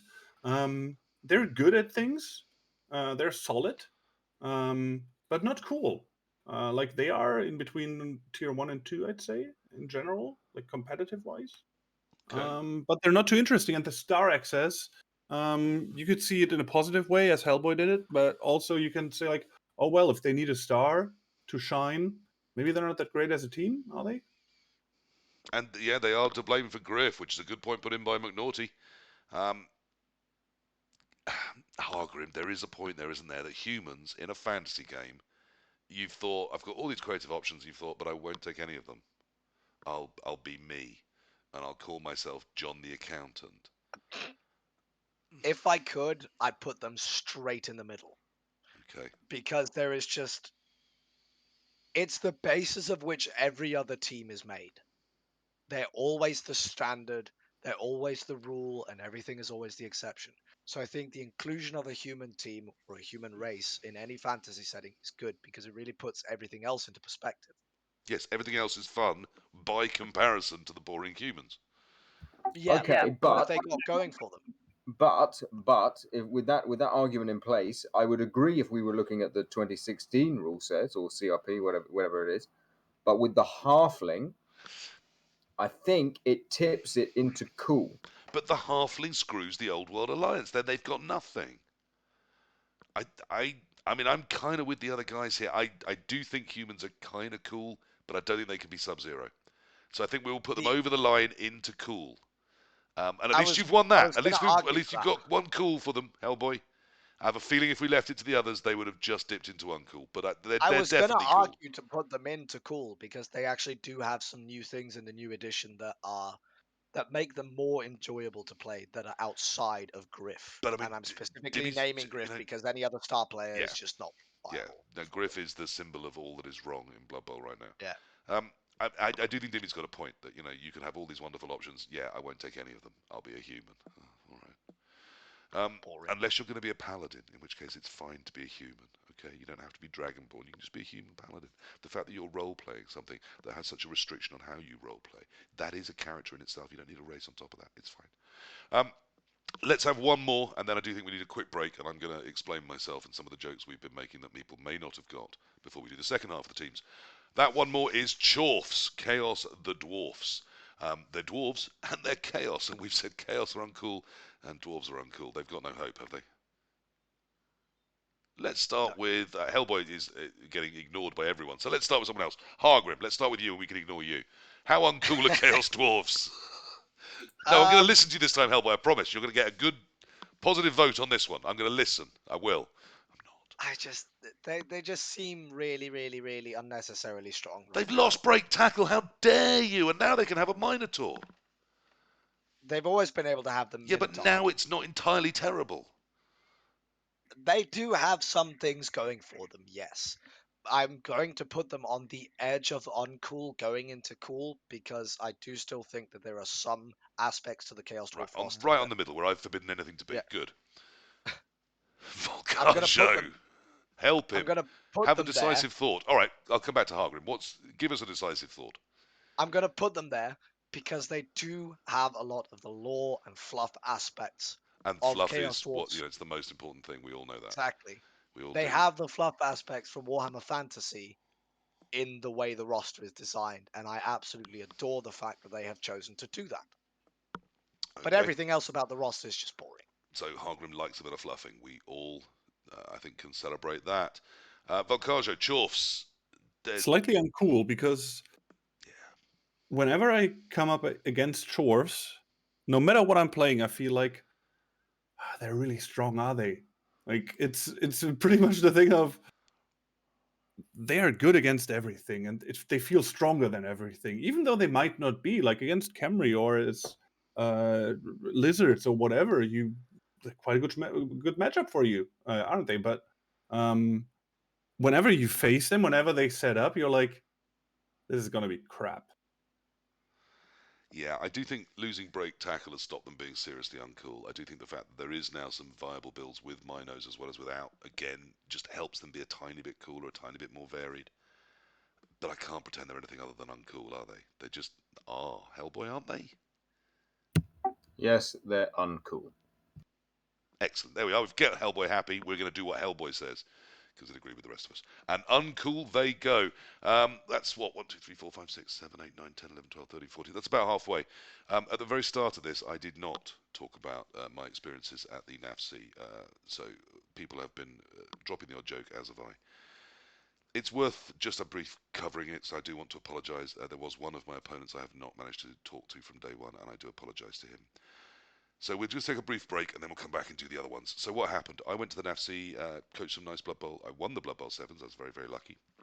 I got 3 games of 7s that I won all 3 of them and managed to win. At the NAFC in day 2, I did take day 1. I took my Dark Elves. I was again very lucky and got 3 straight wins. But on day 2, just before I was about to roll dice, literally about 3 minutes before, I was called to the refs table and informed that I had made a mistake in putting my roster together. And even though I'd done it on a website, I'd managed to, in retrospect, going back and working it out, it wasn't the website's fault, it was user error, as it so often is. I had somehow managed, whilst creating the roster, to put in one of my skills as a random primary rather than a chosen primary, which had dropped the cost 10 TV. I hadn't picked up on it, and hence I had taken an illegal roster. It was a genuine mistake. People can believe that or not. There's nothing I can do about it. The refs had some ideas as to how to make my lost roster legal. I did instantly offer to withdraw from the competition because my friend Hereford had a tough time, and I was quite happy to go home. I have never. People think I do. I care about winning. I try to win, but it matters to me a lot more how I play the game, and the fact that I had coached something that was not buildable against the guys I'd played on day 1 did not make me happy at all. But the refs said they thought it would hurt the tournament more if I pulled out, so they asked me to carry on. I did. It was a bit more long form than that, but I basically said I will coach the remaining 3 games, but I want to pull myself out of any prize contention should things go well for me. Things did go very well for me. I did manage to win all 6 games. I wouldn't have been playing after 5 rounds. I was only in 4th, so I wouldn't have been called into the final table where the winner and the runner-up are decided anyway. So luckily that wasn't an issue.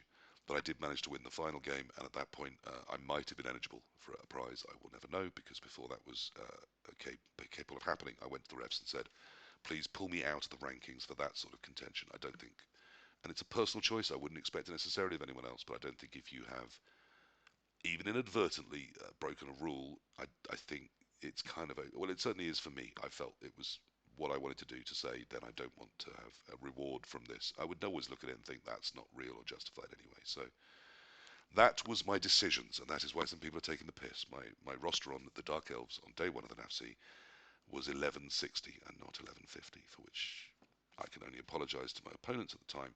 I did speak to 2 of them, and they fully forgave me. In fact, one confessed that he'd put 12 linemen on 12 people on off the first drive and hadn't realised until I'd removed a few. It's not that big a deal. It was a mistake. So, yeah, that happened. But we've been alluding to it. So I want to take a little break in the middle of the races and just explain myself and apologise again to anyone who feels that was not okay. But I tried to steer a moral path through it.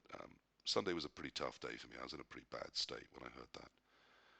But somehow the Blood Bowl still flowed, and I got the lovely dice, and I still walked away from the NAFC having had a lovely weekend.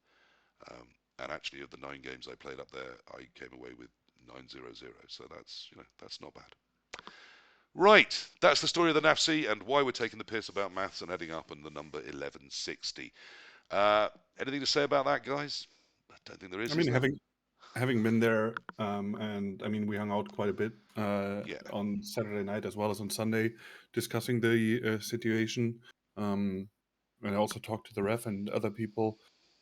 It was a garbage situation for everyone. It was garbage for your opponents because they felt like, nah, could it have been different? I don't know. It was a garbage situation for the refs because they don't want to hurt the competition. They hadn't checked the rosters beforehand. There could have been something done. They shouldn't have to. Like it's 100% on me. No, it's no. my job to take and coach it's a legal roster. Obviously it is, but the quick roster check before game 1 didn't necessarily do enough. I think maybe it was obviously garbage for you because you felt like you coached well. It was a garbage situation for everybody, but I think the decision that had been made was the best there could have been, and so congrats to everybody who was involved on making the best out of a crap situation. It is what it is. I had a lovely weekend. I still would go to my death saying I coached some good Blood Bowl that weekend. But I personally feel it was fair that I was out of the prize contention. I think that was the right line, the best I could do at the time. and I think I'd take the same decisions again. So that's how I chose to handle it. Yeah, Yeah, yep. I mean, Well what I done need to for do is well check done my for rosters better. yeah, well done for apologising, PC. You did the best that you could. If you want me to check any of your rosters beforehand, like I do for other people, do ask. I do offer a casual roster building service. If you do wish to tap into that, I'm sure we can make the maths work for you. You are far from the first to make that offer. All I can say is thank you. But because you put lizards in seriously uncool, you're a massive cheat. You don't deserve it. And yeah, good riddance, PC. I'll never let it drop. Right, shall we go on? No, I imagine this will be mentioned once or twice in my future. I think it will crop up again.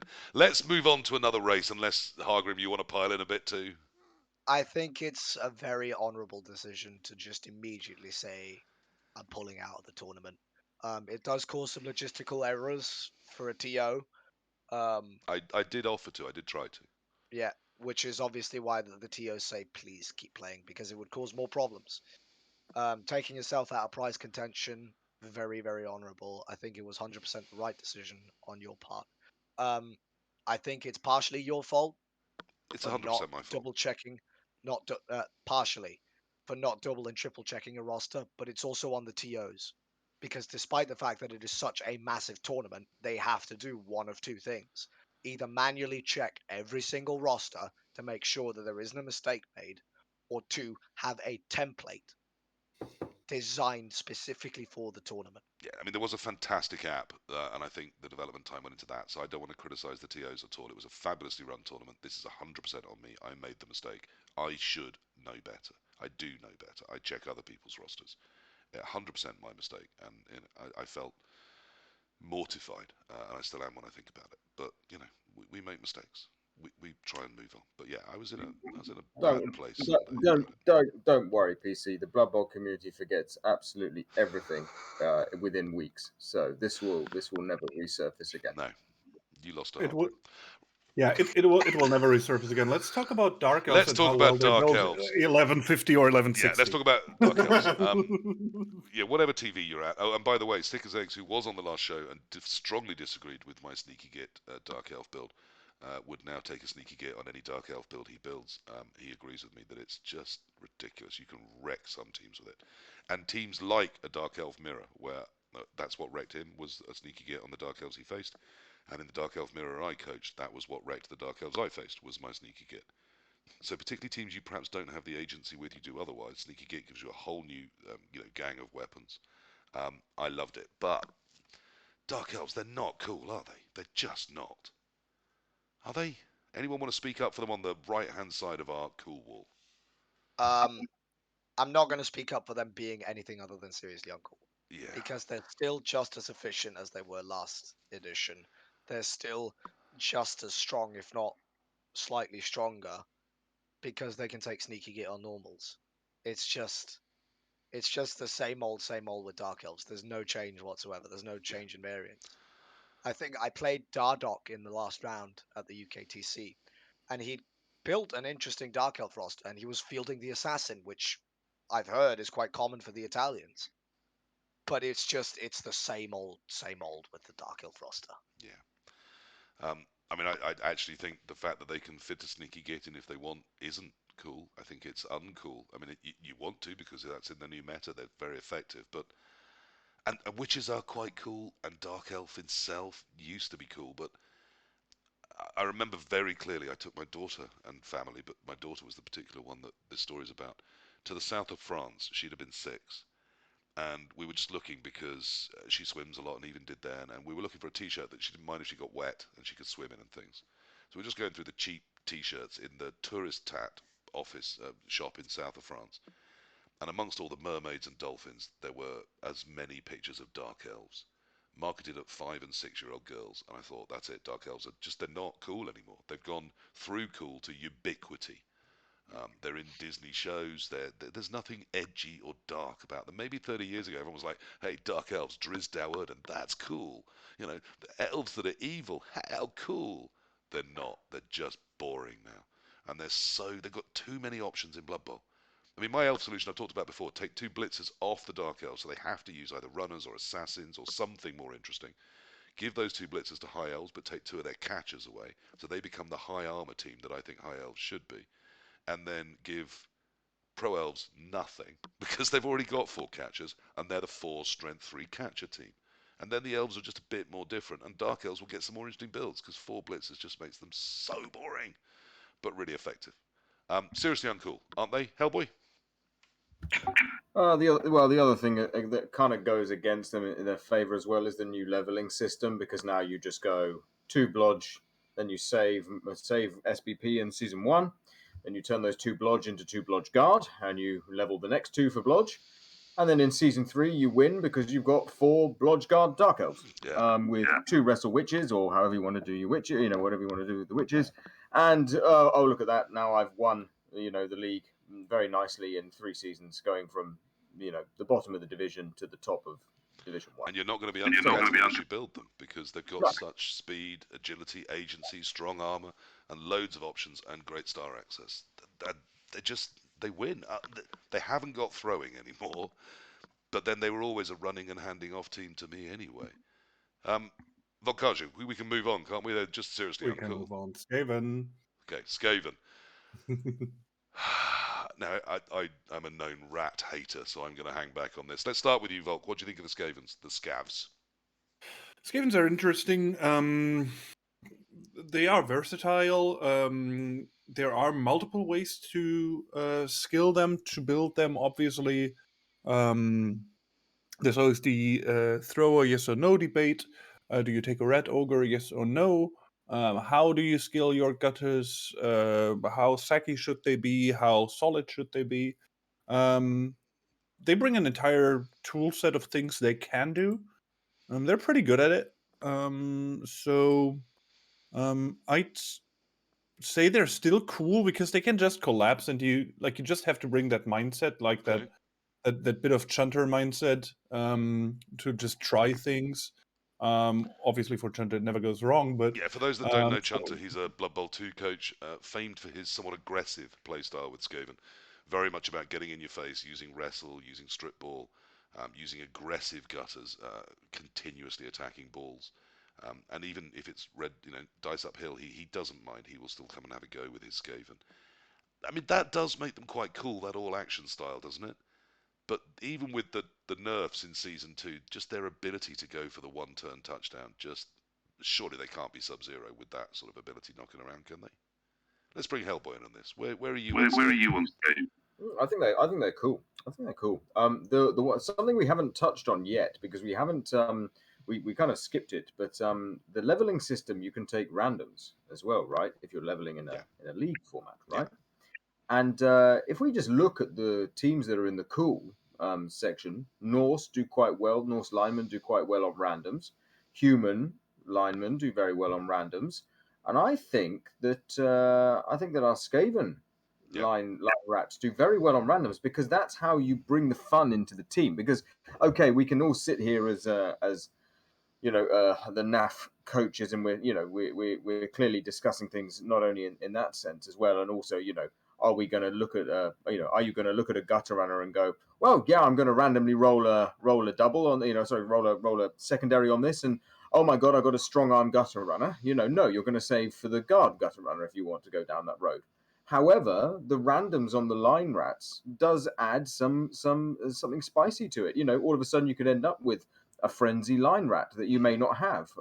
You might end up with something decent. Wrestle, block, kick, dirty player. And I do think like that's this. quite cool. I think you're right. I mean, those low-cost linemen is where the randoms are going to hit, isn't it? I think mostly.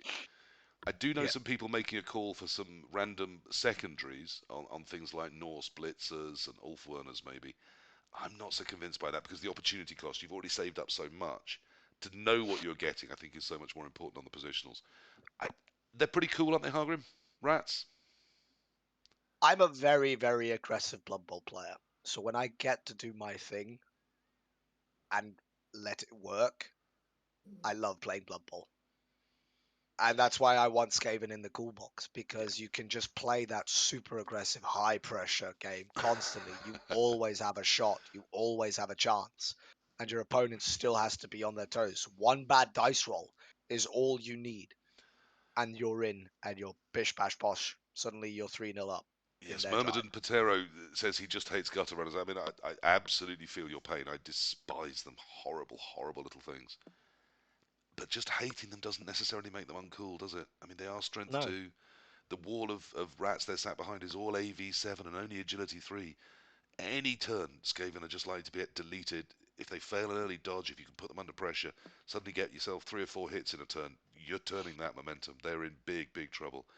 I don't think they can be Sub-Zero because gutters are too evil and because one turning is still something they rely on too much, but I think they're cool. Let's move on. It's the ladies of Amazon. We're looking at left half of the wall, aren't we? Hellboy, Amazons, they're not cool, are they? Not yet. not yet. Well, oh, not yet, you say? Well, I think they're Curious. going to get a rework, aren't they? Like Norse, we should get more interesting Amazons one day. We so deserve it.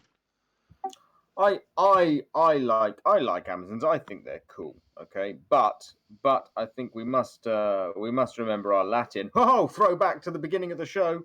Here we go. Amazones calicem numquam Vincent, which of course, as Dimmy G knows, means Amazons will never win Chalice. Yeah. So I think they have to go in uncool. They're still AV7. They still can explode. But yeah, you're probably just still taking a bunch of guard. And, again, random skills online, women. Quite exciting. Mm-hmm. But yeah. They've still I got think that cheap they are wall of still filth with a strong. star behind option, though, don't they? Yeah, and they're strong. They're just they are a different sort of dwarf. One thing So I noticed at the NAFC was Gegster, who I think is one of the smartest and most competitive coaches in Blood Bowl, far more competitive than I am. He picked Amazons, and I think what he worked out was that the meta at the NAFC might lean towards Dark Elves and Lizardmen doing well, and undeads. And he thought actually the best answer to those is a nice wall of Amazons because there's not going to be a lot of tackle around. I don't think the dwarves are going to do very well, and I'm going to take lots of guard, knock them over, and then I'm going to sneaky get them out. And that's what he did. He just removed entire teams using that methodology. And I have to say that was something I was considering doing. So I think he was super smart for doing that. But that's why they're not cool, isn't it? It's just they're capable of they're almost like dwarves, and hence a lot of dwarf coaches are very good with Amazons as well. And I just don't think they can be on the right hand side at all. Volk, where are you with the ladies? Exactly. Everything you guys already said. I think they're uncool. They're blend. Dodge spam makes them uninteresting from a building I mean, perspective they're not already. seriously uncool, though, are they? I mean, they've got No, they're just uncool. They're just a little blend. They're just a little meh. They're a try-hard team as well, which adds to the uncool thing. So yeah, it's a bit meh. yeah. Roxy Zons were disgusting, and at least Roxy Zons are gone. So I think that helps them. But I really think they need to rework. Let's pull up something else. Vampires. Vampires, the Wampires, as I think contractually we are obliged to call them. Hargrim, are you a lover of the suckers? Okay, I played them a lot in the previous edition, and every time I played them, I walked away with a headache because you have to think and look at the game in an entirely different manner. Your positioning just means so much more, and by the time you reach turn 6 in the first half, you're already sat there going, I need something for my headache, or I need alcohol to get through this.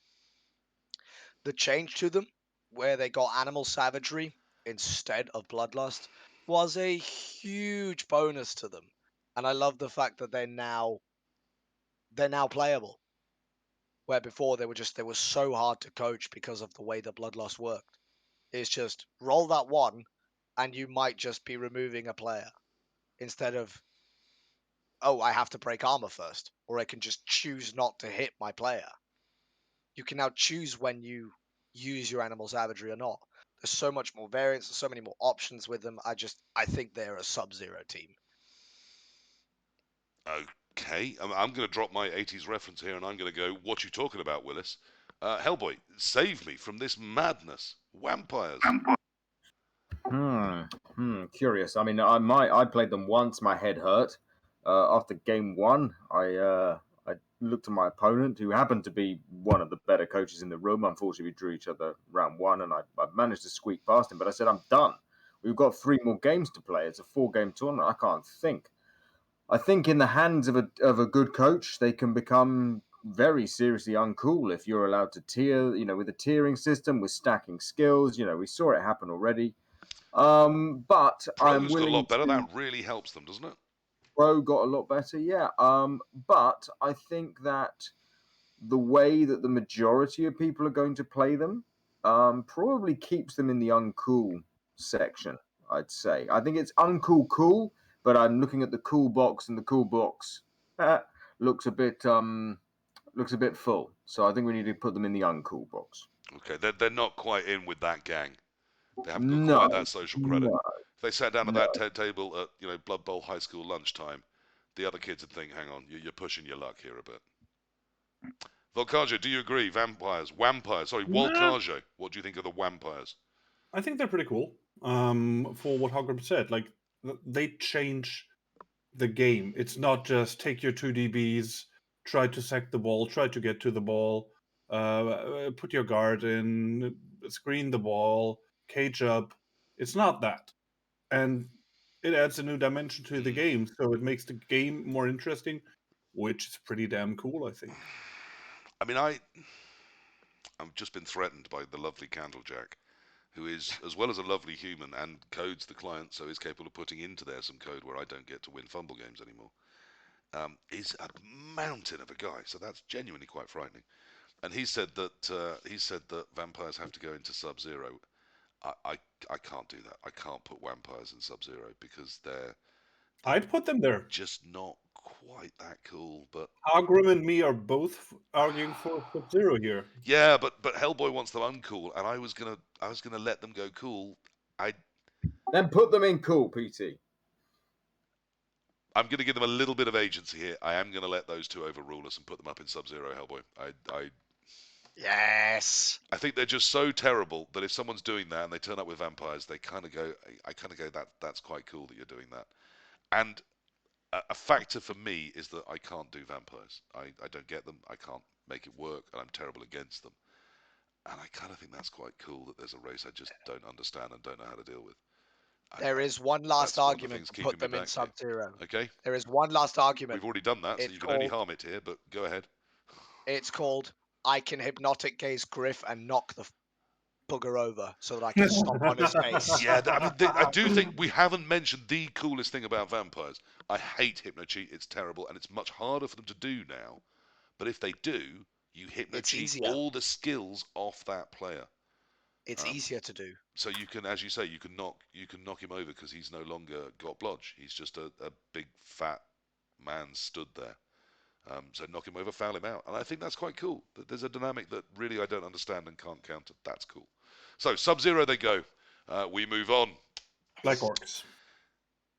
It's another easy one, isn't it? These are Sub-Zero, super cool, best edition there's been of the new races. They get to foul lots of things. They don't start with block. Brawler's excellent and really interesting and different, but kind of easy to understand. So I think it's not harming the new player experience. They're definitely not overpowered. They're solidly tier 2. They're not particularly good. That's kind of cool. They can mass foul. That's kind of cool. They've got goblins with they've got goblins with thick skull, which people thought was going to make them good. They just get disappeared as easily as everything else. I'm going Sub-Zero for Black Orcs. Tell me I'm wrong. Hargrim, tell me I'm wrong. I'm not going to tell you you're wrong. Fabulous. I think they're, of the two orc races, not including goblins, of the two orc races, they're actually the one with the most variants, and I say that very loosely. It's because that they're like lizardmen, except that they're much, much worse and they're less efficient and they can actually play a much different game. Yeah. Because they have brawler and because they have grab, they can play a blocking game completely differently, which makes them super cool and super interesting because suddenly you can do a lot more different things with them. Plus, you have half cost bribes, so you can use the goblins to just stomp on anything that ends up on the ground. Okay, Hellboy, stop us before we put them Sub-Zero. No, they're Sub-Zero. They're awful in some ways. You can pull them around. If you're a good coach, you just survive for 5 turns. And then when you've watched 2 of your cheap linemen get surfed, you go, well, thanks very much for that gap through the middle of the pitch. Now I win.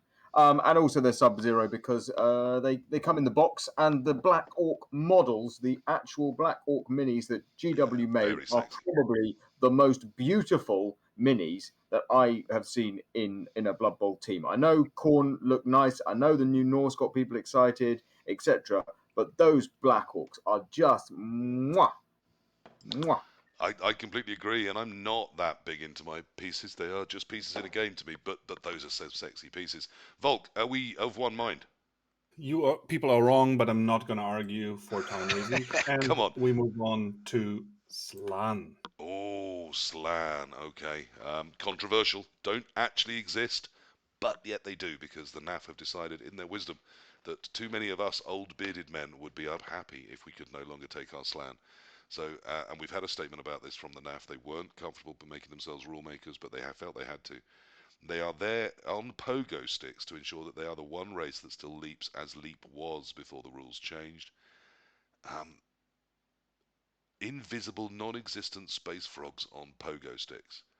Isn't that the very definition of Sub-Zero cool? Absolutely. Do you think it's cool, Hargrim? The frogs? I've coached a lot of Slann. Well, a lot. I've played 5 tournament games with Slann.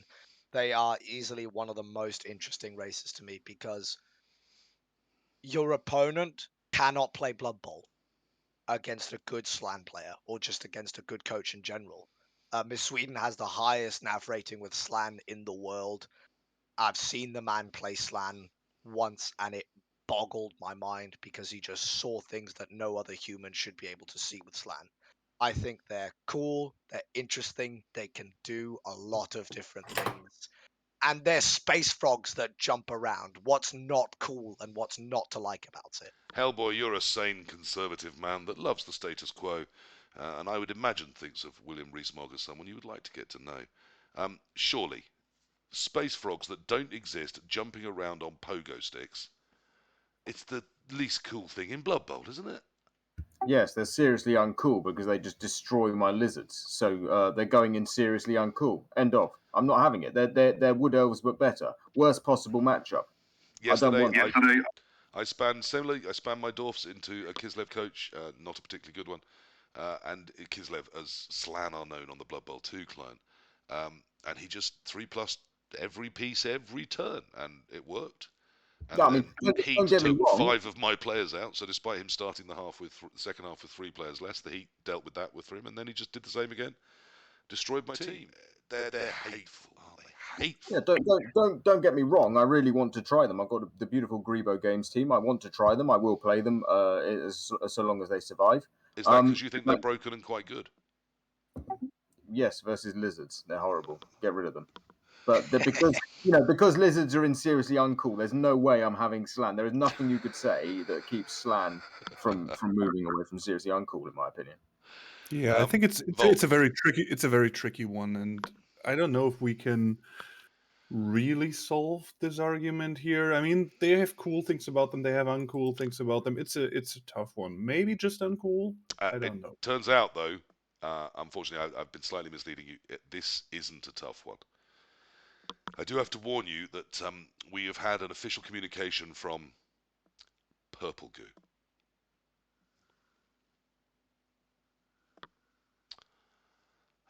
So obviously we need to take that very seriously. He has said, sub flipping 0, Clarkson Goo decrees it. So unfortunately, we have no choice. Hargrim? We have no choice. We have no choice. Hellboy? We have no choice. Volkajo? We have no choice. Sub-Zero it is. Sub-Zero it is. Halflings. On to Halflings. What's next? Halflings are cool. Halflings are cool. I think they don't fall under Sub-Zero because they're actually really damn good. Yeah. They are the best of the stunty teams. Arguably, I know we still haven't hit Snotlings yet, but I still think that Halflings with Griff, really scary. Halflings with Deep Root, really scary. Halflings can take Rumbelow Sheepskin. That's pretty cool. He is cool. It's Rumbelow Sheepskin, 100% cool.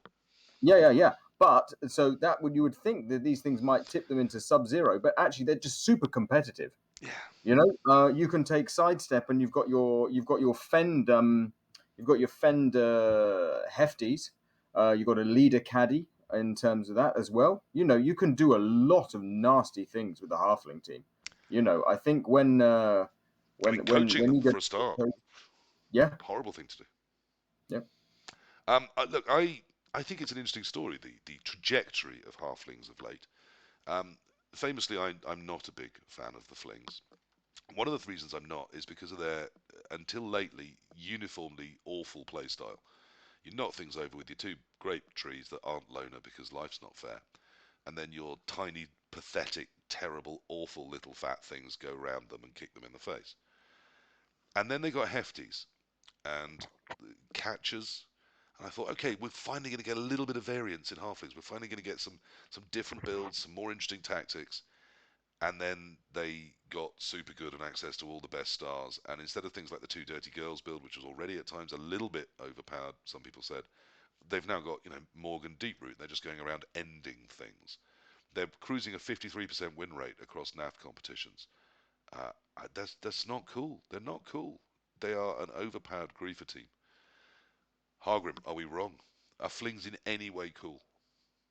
Take away star players, and I put them in cool. Just Yeah. because you have to be very sadistic to play stunties in the first place, and picking halflings as your stunty race just makes you insane. Take star players and add them into it, and I'm putting them in seriously uncool. Because you're not playing Blood Bowl. When you're playing halflings with star players, you're just not playing Blood Bowl. You're trying to stop other You're, people playing Blood Bowl. That's their whole thing. you're just sat watching someone be miserable for 2.5 hours because they can't do anything. It's just bad But storytelling across. they have the chef and they have the hot pot. Both And very you cool. know, Yeah. So they're a confusing team. Volkajo, give us something. What we're confused. I don't know. Like, it's the same for me. I'd probably put them in uncool for how they show up at tournaments right now, and everybody's like, "Ha! I'm bringing Hot pot, halflings rumble for of a long." sheepskin, Nah. nice figures, some positionals. They've got fun things finally. I mean, yeah, I'm okay with putting them in cool if we want to do it, but What do you think, younger people? What are us old people right or wrong? Should they be just over the line into cool or just uncool? Just uncool. Hellboy?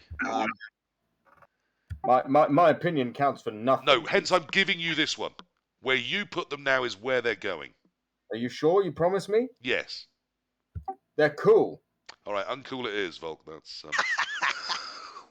high elves. they've gone into cool, Hellboy. We did. Wasn't kidding. You do get it. High elves. This one's easy. We can get past this one. Super cool. Sub-Zero. Just no debate. They're the coolest elves. Yep. They're terrible. They're Easy. overexpensive. They don't build well. They're brilliant. Sub-Zero. Anyone disagree? Yes, Nope. they're too strong. Yeah, too strong. Too strong. Too strong. I think they're uncool.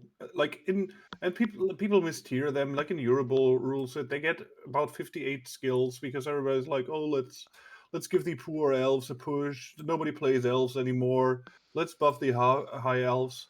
No, they're too strong. They're uncool. They're the coolest elves in the world. They're terrible. You could have dark elves who have 4 blitzers, loads of fun positionals, or high elves who are just bland and have nothing. At UKTC, I sat next to Hawker, who is a very good dark elf coach. Okay, and watched his dark elf team get battered to pieces by a high elf team. I'd love to know that build. I'm sorry, Hellboy. Sneaky What Sneaky get. Hellboy? What race did you lose to again against me? What race was that again? You're breaking up, Hargrim. You'll have to say it again.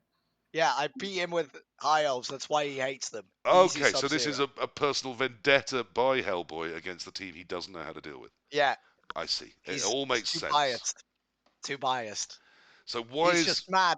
why he's is the just mad he had Andoran 40 ranting about high elves for some reason not being the coolest elves in the world, which they so obviously are? Because I've lost to them recently. Okay, so there we are. So we've got two try-hard monsters on the right of your screens as you look, trying to put the coolest elves uncool simply because they cannot beat them. I'm just overruling this one.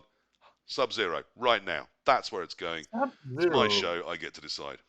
High elves, Sub-Zero cool. You heard it here first. Let's move on. Ogres. Sub-Zero, easily. Really? Volkajo, what do you think? Uncool because people bring them to tournaments and go for like, oh, I'm just showing up for love and going for most cas, On then the getting that nose. one game. Um, The Uncool. toxic enablers that are ogres. And also like in our Hellboy, I see some RR. stroking of the chin. Either a Tory Well, party policy is coming out or you're going to say something interesting. I know he's secretly quite left-wing. That's what makes that funny. yeah, right. What I was going to say was that the other thing is in remember they have low cost linemen, don't they? So Yeah. you can spam inducements on them when you get to when they so that in leagues they're actually quite okay. They have this massive nega trait, but in a league format where you can save up for secondary skills, so your ogres within the space of one season can all you could run 4 ogres and take block on all of them.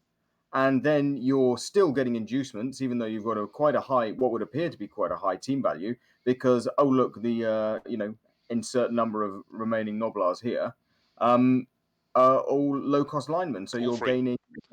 Until they Yeah, have a skill, for anyone playing Blood Bowl 2 that doesn't know that, low-cost lineman, it's not the same as swarming. It doesn't mean you get extra players on the pitch, which someone at the NAFC made a mistake on, and for the entire first day was putting extra noblars on the pitch. But it does mean that their TV doesn't count, so that means nothing in that format. In a league format, it means you only pay TV on your ogres and on skills on your snotlings. So if you cycle the snotlings, you can, if you do want to put a skill on, you start paying for it. But if you cycle them and just keep them bland, you get no TV from however many snotlings you have. As Hellboy says, that then means you roll into bigger teams in your league, and you will always have that inducement gap to bring those fun things in, like Rioters rookies to put an extra bench on there for you, or to hire a nice, actual, decent player to sit with your ogres and help win the game for you. Doesn't that make them quite cool? It's a fun mechanic, and it means that they're not dominating leagues, but they are competitive a bit more in leagues than they were. Isn't this a step in the right direction for ogres, sort of bringing them into the family of they're not just utterly terrible now? If you play ogres, you hate yourself. And if you're willing to put yourself through that much misery and that much pain, I have nothing but respect for you. So that makes them cool, right? That puts them in cool automatically. And that has nothing to do with the race. That has to do with the players that choose to hurt themselves that much. Okay. I mean, it's like riding motorbikes through central London. It's obviously stupid, and you shouldn't do that, but it's kind of cool that you do. It's like cycling, like biking through London. You Better. never know when you're going to get hit by a car, Yeah. but you're still taking the And chance. you're not putting out the fumes that motorcyclists are, killing other people as you do it. Volkajo, what are you going to say about ogres? We seem to be heading towards maybe cool. Yeah, I'm fine with putting them in cool. Right. I mean, obviously the star meta is a problem, and I mean, there's no piling on anymore, which makes them less likely to go for crazy cast builds. So Let's do that. yeah, We've been super long. We're going to put them cool and move on. Wood elves. Really? Uncool for me. Yeah. They're not. They're nowhere near as bad as anyone's making out to be. I think Core said it very well in the last episode, the pre-NAFC episode, which was all that's happened is rather than wood elves getting the good end of the stick, your dark elves, your high elves, your pro elves even maybe are getting the better end of the tiering. So why would you take wood elves when you've got a better tiered, when you can take 12 Yeah. players, X number of rerolls, Apo, whatever, depending on your team value. With dark elves, for example, or high elves, you can take a double on the high elves. You can take guard, you can take sneaky git. If you can stack, you can take sneaky git, dirty player. All of a sudden, basically, they are more dangerous than people think. I think they will be in the majority of Euro Bowl teams still. And I think when the good coaches start going, you know what, Wood Elves have now dropped down, and I can get 6 skills again rather than 5. Well, okay, Yeah. maybe I'll give them another go. Yeah. Um, I so I agree. think I think the leap nerf has moved them out of seriously uncool, but not much higher than uncool. Are you going to try and save them, Hargrim, or are we going to pull another one up and move on? Um, Volkajo's looking I, terribly tired. I'm not gonna try. I'm not gonna try and save them. I'm Great. not. That's where wood elves land. Underwhelm. I need to rename them, don't I? Because overwhelm is what they're doing now. Underworld. They were a joke.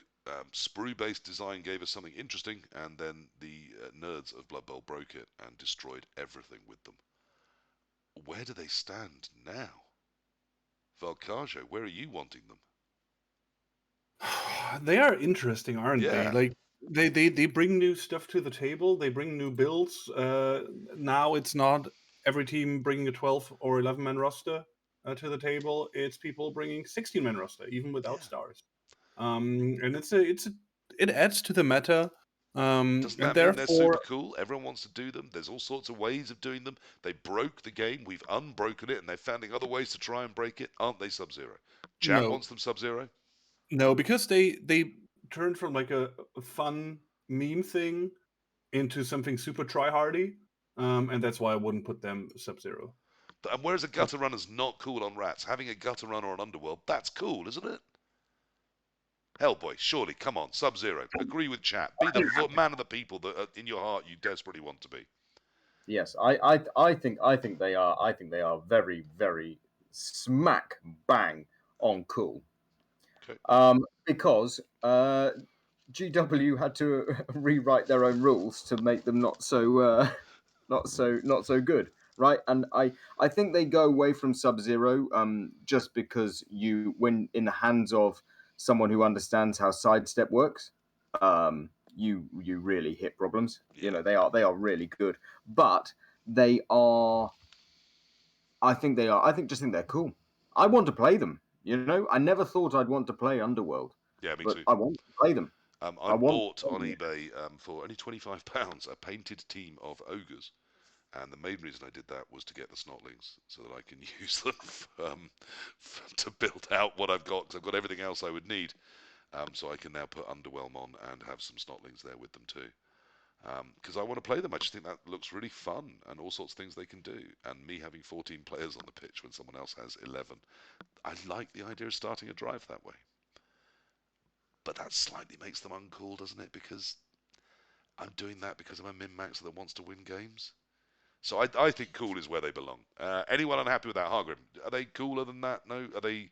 I'm gonna put them in cool Okay. because they're one of the gimmick teams that can have variants, that can do a lot of different things, but essentially just they're not super broken unless you take stars into account, where you just have Morgan Hackflem is just like, oh, so I don't get to play the game then. Great, two Yeah. 0 congratulations. I mean, I'm with Tree. 14 players on the pitch felt cheaty to me when you were playing them in the local league. Yeah, yeah. Well, isn't that kind of cool that there's a team that cheats? I mean, I don't want to face them. It's so difficult. It is. Yeah. Coolest bang on. But there we are. We'll move on. So, undeads. Oh, seriously, This is the uncool. BMW of Blood Bowl, isn't it? Isn't it seriously Oh uncool my. how good they Yeah. are and how unchanged they are and how regen keeps not getting worse when Apo just always gets worse. Every rule set they make it worse. They Yeah, do. They do drop off slightly in Yes. 1150, but in 1100 and TV 1000, they're Yeah. so dominant. Yeah. And the fact you can just save for block on both your mummies, oh my god! And it used to Just be that in leagues you could at least wait until once people got up at above say 1600, they start to really drop off in terms of win rate, and you could get on top of them. They haven't got enough. They haven't got the variance. There's a limited number of positionals, and some of them still die like flies, the ghouls. But leagues aren't getting up that big anymore because of the redraft. I think undead are strong at every point in the game right now, And if and Dimmy can do it's kind of something, boring. if Dimmy can do well with a team in a competitive field, it must be really uncool. Even Dimmy keeps saying that he's been to tabletop events, and the reason he's destroying people is because he's got undead, and undead are OP. Even Dimmy perceives them as OP. Fun as he enjoys them, he knows in his heart that he's beating people by having the better team, not by being. you know what's I also think he knows they're uncool, is what I'm hinting at there. one last thing as well that makes them really uncool is that their mummies, which are movement 3, the GW models, are sprinting for the Yeah, touchdown line. absolutely. That's so uncool, And man. and they look like the Rhino from that Spider-Man film, where the Rhino was suddenly in a tech oh suit yeah, rather than in a Rhino suit. I don't love the mummies. I thought the rest of the build on those boxes were great, but I thought the mummies were awful. Uncool, they are. We move on. Corn. Too cool for school, aren't they? Don't we need a whole new category to the right of Sub-Zero, which is the winners, which is Corn. which are new, fluffy, interesting. Meat Khorne's specifications are a slight improvement on the old Khorne roster that we had, and yet they're terrible at Blood Bowl, and you feel sorry for anyone playing them. You love seeing them opposite you, and then you play them and go, oh my god, actually, if this works, I'm screwed. Super cool, aren't they? I mean, I Hellboy's like looking the roster. the least convinced of anything I've said tonight. Loving that. Coming there last. Hargrim. I love the roster. I love the idea. It's nice and fluffy for the way that Khorne functions as a deity in the universe. So I like them for that factor. The fluff If is a the most player like important thing. Davo can play, how many games has he played of Khorne? What, 12? And he's won 10 and lost 2. I think that says a lot about what the roster can do in the hands of a really, really good player. Just how addicted to surfing he truly, truly is. He's got a problem. He has to go to rehab does for it. have a problem. We have to call someone about it. It's getting out of hand. Volkajo, come on in on Khorne before we're here till 3:30 in the morning. I like them in Sub-Zero. I mean, they're interesting. They can work really well if they work. It's a bit like goblins, isn't it? Except they're incredibly expensive and they're a bit fragile. It's interesting, and they can come back with in the hands of a competent coach. I think I saw Rolex in chat earlier, and we just played each other in TSD with dwarves versus Khorne, and it turned out to be a very, very interesting game because he always found a way to get back out of trouble and get back into the game, if that makes sense. But I've also had Khorne games where I just wrecked the opponent. So I'm actually happy sitting down across from a Khorne player. But it can go wrong. Yeah. So that's what Norton's makes come out the with the game cool. interesting point that because Davo's playing them, that instantly makes them uncool. Now, we've done a lot of Davo jokes in this episode, and actually, if you meet Andy Davo, he's actually really cool. He's quite shy. He's a lovely guy, and he's always fun to talk to. I've found him incredibly personable every time I've met him. So I'm not gonna drop the marks for being a Davo favourite. I think he was really brave to take a team that he didn't really know and to do fantastically well with it. I'm quite happy with them in Sub-Zero. 2 of us are. Hellboy, I sense you're not in accordance with us here. Absolutely wrong, PC. They are Sub-Zero, 100%. See, I knew I loved you really. Because they are a tier 2 team that Davo turns into a tier 1.5 because he's good. Same with Rolex, he'll be turning them into a tier 1.5. However, in the hands of someone awful who's new in the league, they're going to be a tier 4. And I look forward to being able to sit down opposite that awful person who's gone, oh yeah, I got given Khorne for Christmas, and I'll go, okay, you do know that's a 1D? Yes, yeah, I know that. Re-roll it, okay, fine. You do know that's now my choice? Yeah. Okay, re-roll that. Okay, now you've got no re-rolls left. Right, now let's play the rest of the game and watch you frenzy trap yourself. But they have the fluff, and as we know, the fluff is the most important about I think they're brilliant. I think they're absolutely brilliant because they are awful, but yet can be made into something brilliant in a similar way to Underworld, but it requires another level of skill to make them. Yeah, I think they're really interesting addition. I'm not sure about the big guy. That's my only reservation about them so far, but I just think they're super cool, super fun. I think that's excellent. Let's move on. The Tomb Kings of Khemri. Where does Khemri belong? Sub-Zero. Easily done. It's bold. 1.5 tournament with it. Bang on cool. Okay. He's bidding for Sub-Zero. Hellboy, stop him, because that's not right. Oh, it's hard. It's hard, isn't it? I think they are uncool because of the buff that they get with the Blitzras, and then Throw-Ras as well. Throw-Ras as well got a good little buff. The fact that they're not actually that bad to take random strength skills on the Tomb Guardians, that's a weird one. They are super strong in terms of the strength value. The only thing that really is a kicker for me personally is I hate decay. I really hate that new decay. Niggling injury is fine, and that's just decay, right? However, niggling injury plus decay, and you just fire your Tomb Guardians. So when you're sat there, like I was with my Fumble minor team that I did, where I lost, I think it was 5 Tomb Guardians in 4 games. You That's going just to hurt. you just feel sad, you know. So yeah, I New think they Decay is are. better than old Decay, isn't it? Can we all agree on that? Yeah, Yes, absolutely. yes, but And still, for it's those not playing the current rule set, what it basically means is that your player starts with a niggle, doesn't it, out of the box? Decay is now a niggle. And a niggle now hits, it gives a +1 on the injury roll. It doesn't hurt anything on armor or anything like that. But if they break armor, if they're rolling on the injury roll, it gives them +1 on that roll.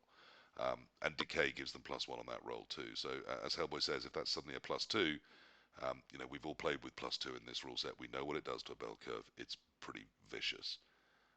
Yeah, I think they're in the bin at that, aren't they? So it's the one really expensive position where you can't carry a niggle on, whereas on other, Blood Bowl 2 teams, loads of people are carrying niggles because there's so much more damage being done in this rule set, and yet money's being thrown at us, so we've got that money for longer benches.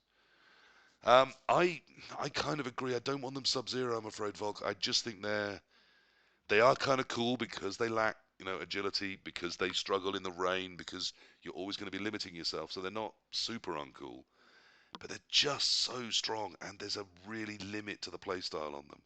And I think that stops them being super cool. Hargrim, what do you think? They're just obnoxious.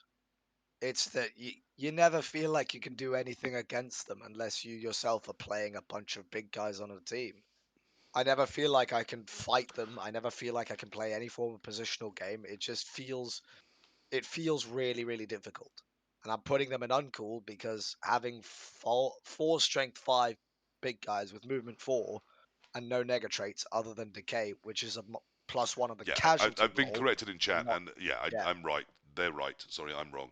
It's it's +1 on the Cas roll, not on the injury roll for Decay. yeah, it's so difficult to play against them.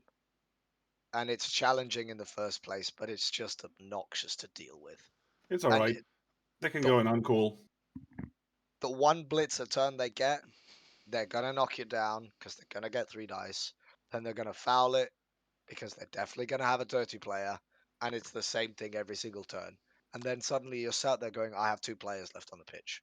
I mean, I What am I kind of supposed to think do?" uncool, but I don't want to be dominating things. I've just been accused in chat of putting them there because they're so good anti-dwarf. I wanted to put dwarf as seriously uncool. The other 3 didn't. Um, Hellboy, can't we just move them over into cool? Can't we give Volk something? He's done all this work for us. Yeah. Okay. Put them in cool. Cool. Nah, I'm fine with uncool. I'm fine. I'm convinced. Okay. I'm convinced. I just wanted to bring it out. Are we there? Are we done? That feels like it no. should be all of them. Is there No. more? No. Oh, here we The go. best for last. Haven't we just? Snotlings. That's a piece of cake, this. Snotlings. Who wants to start? Volkajo. I know where you want to put them, so just... Obviously the best race in Blood Bowl. No doubt about it. Yep. Hellboy, come on. They're not Sub-Zero, are they? They're silly, stupid little things that... They're star spam, and they've strength 1, and everywhere on a 1 in 36. This is not cool. This is just stupid. Or but PC, you can have rosters of 29 of them. You can play with pump wagons. You got beautiful little figures. You got people abusing meta. You got Malmir playing them to god tier level. You got Volkajo, #1 snotling coach in the world. Let's go, let's go. They are the best team in the game right now, hands down. They are the best team in the game. Hargrim, come on, be sensible here. They're Snotlings. Nope. They're rub... Nope. Nope. Sub-Zero. Easy Sub-Zero. Well, there we are, on that bombshell. Sub-Zero Snotlings. There we are. I got the on that bombshell in for you, Hellboy. Did you like that? I It's did. not, Thank it's you. not quite good. I'm not going to end on it, but I did get that in. On that bombshell, Sub-Zero Snotlings. We are finally done. Isn't that 29? I've added it up twice. I've used my fingers. But as we all know, maths clearly not a strong point of mine. I cannot add up to 1160. Have we finished? Have we got them done?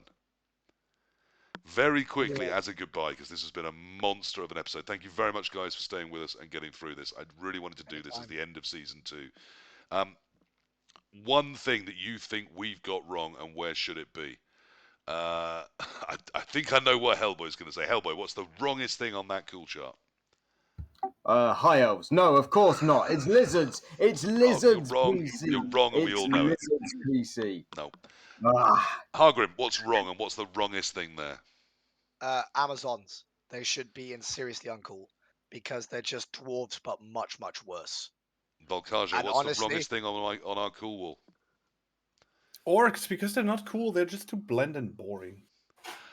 To me, I think the wrongest thing on that wall, I think it's dwarves. I think they're seriously uncool. As a dwarf coach, I know what people think of me. I know what people say to me. I think they're seriously uncool. So that is the bombshell I'm going to end on.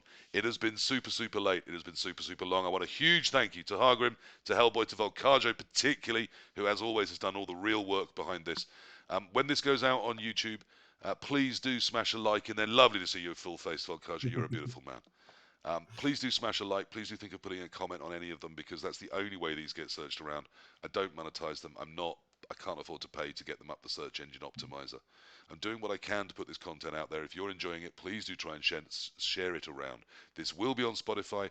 This will be on YouTube within 24 hours. This will be available as a Twitch highlight from as soon after this show as I can make that happen. I am ending. We are not doing any more of these for the month of May. I am going away with my lovely partner. I am going to not celebrate a birthday and come back exactly the same age as I am now.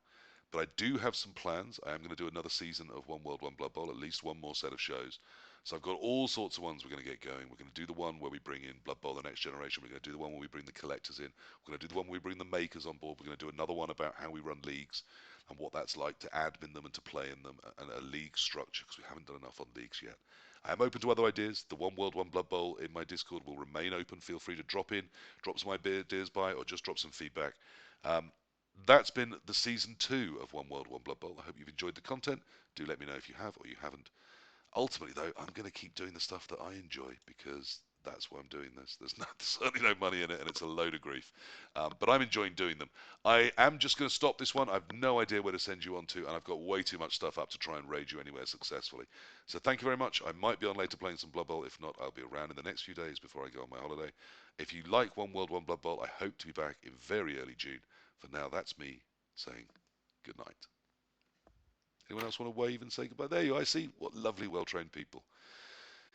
And if there's any other instructions, Purple Goo, you know where to find us. I hope we get that right.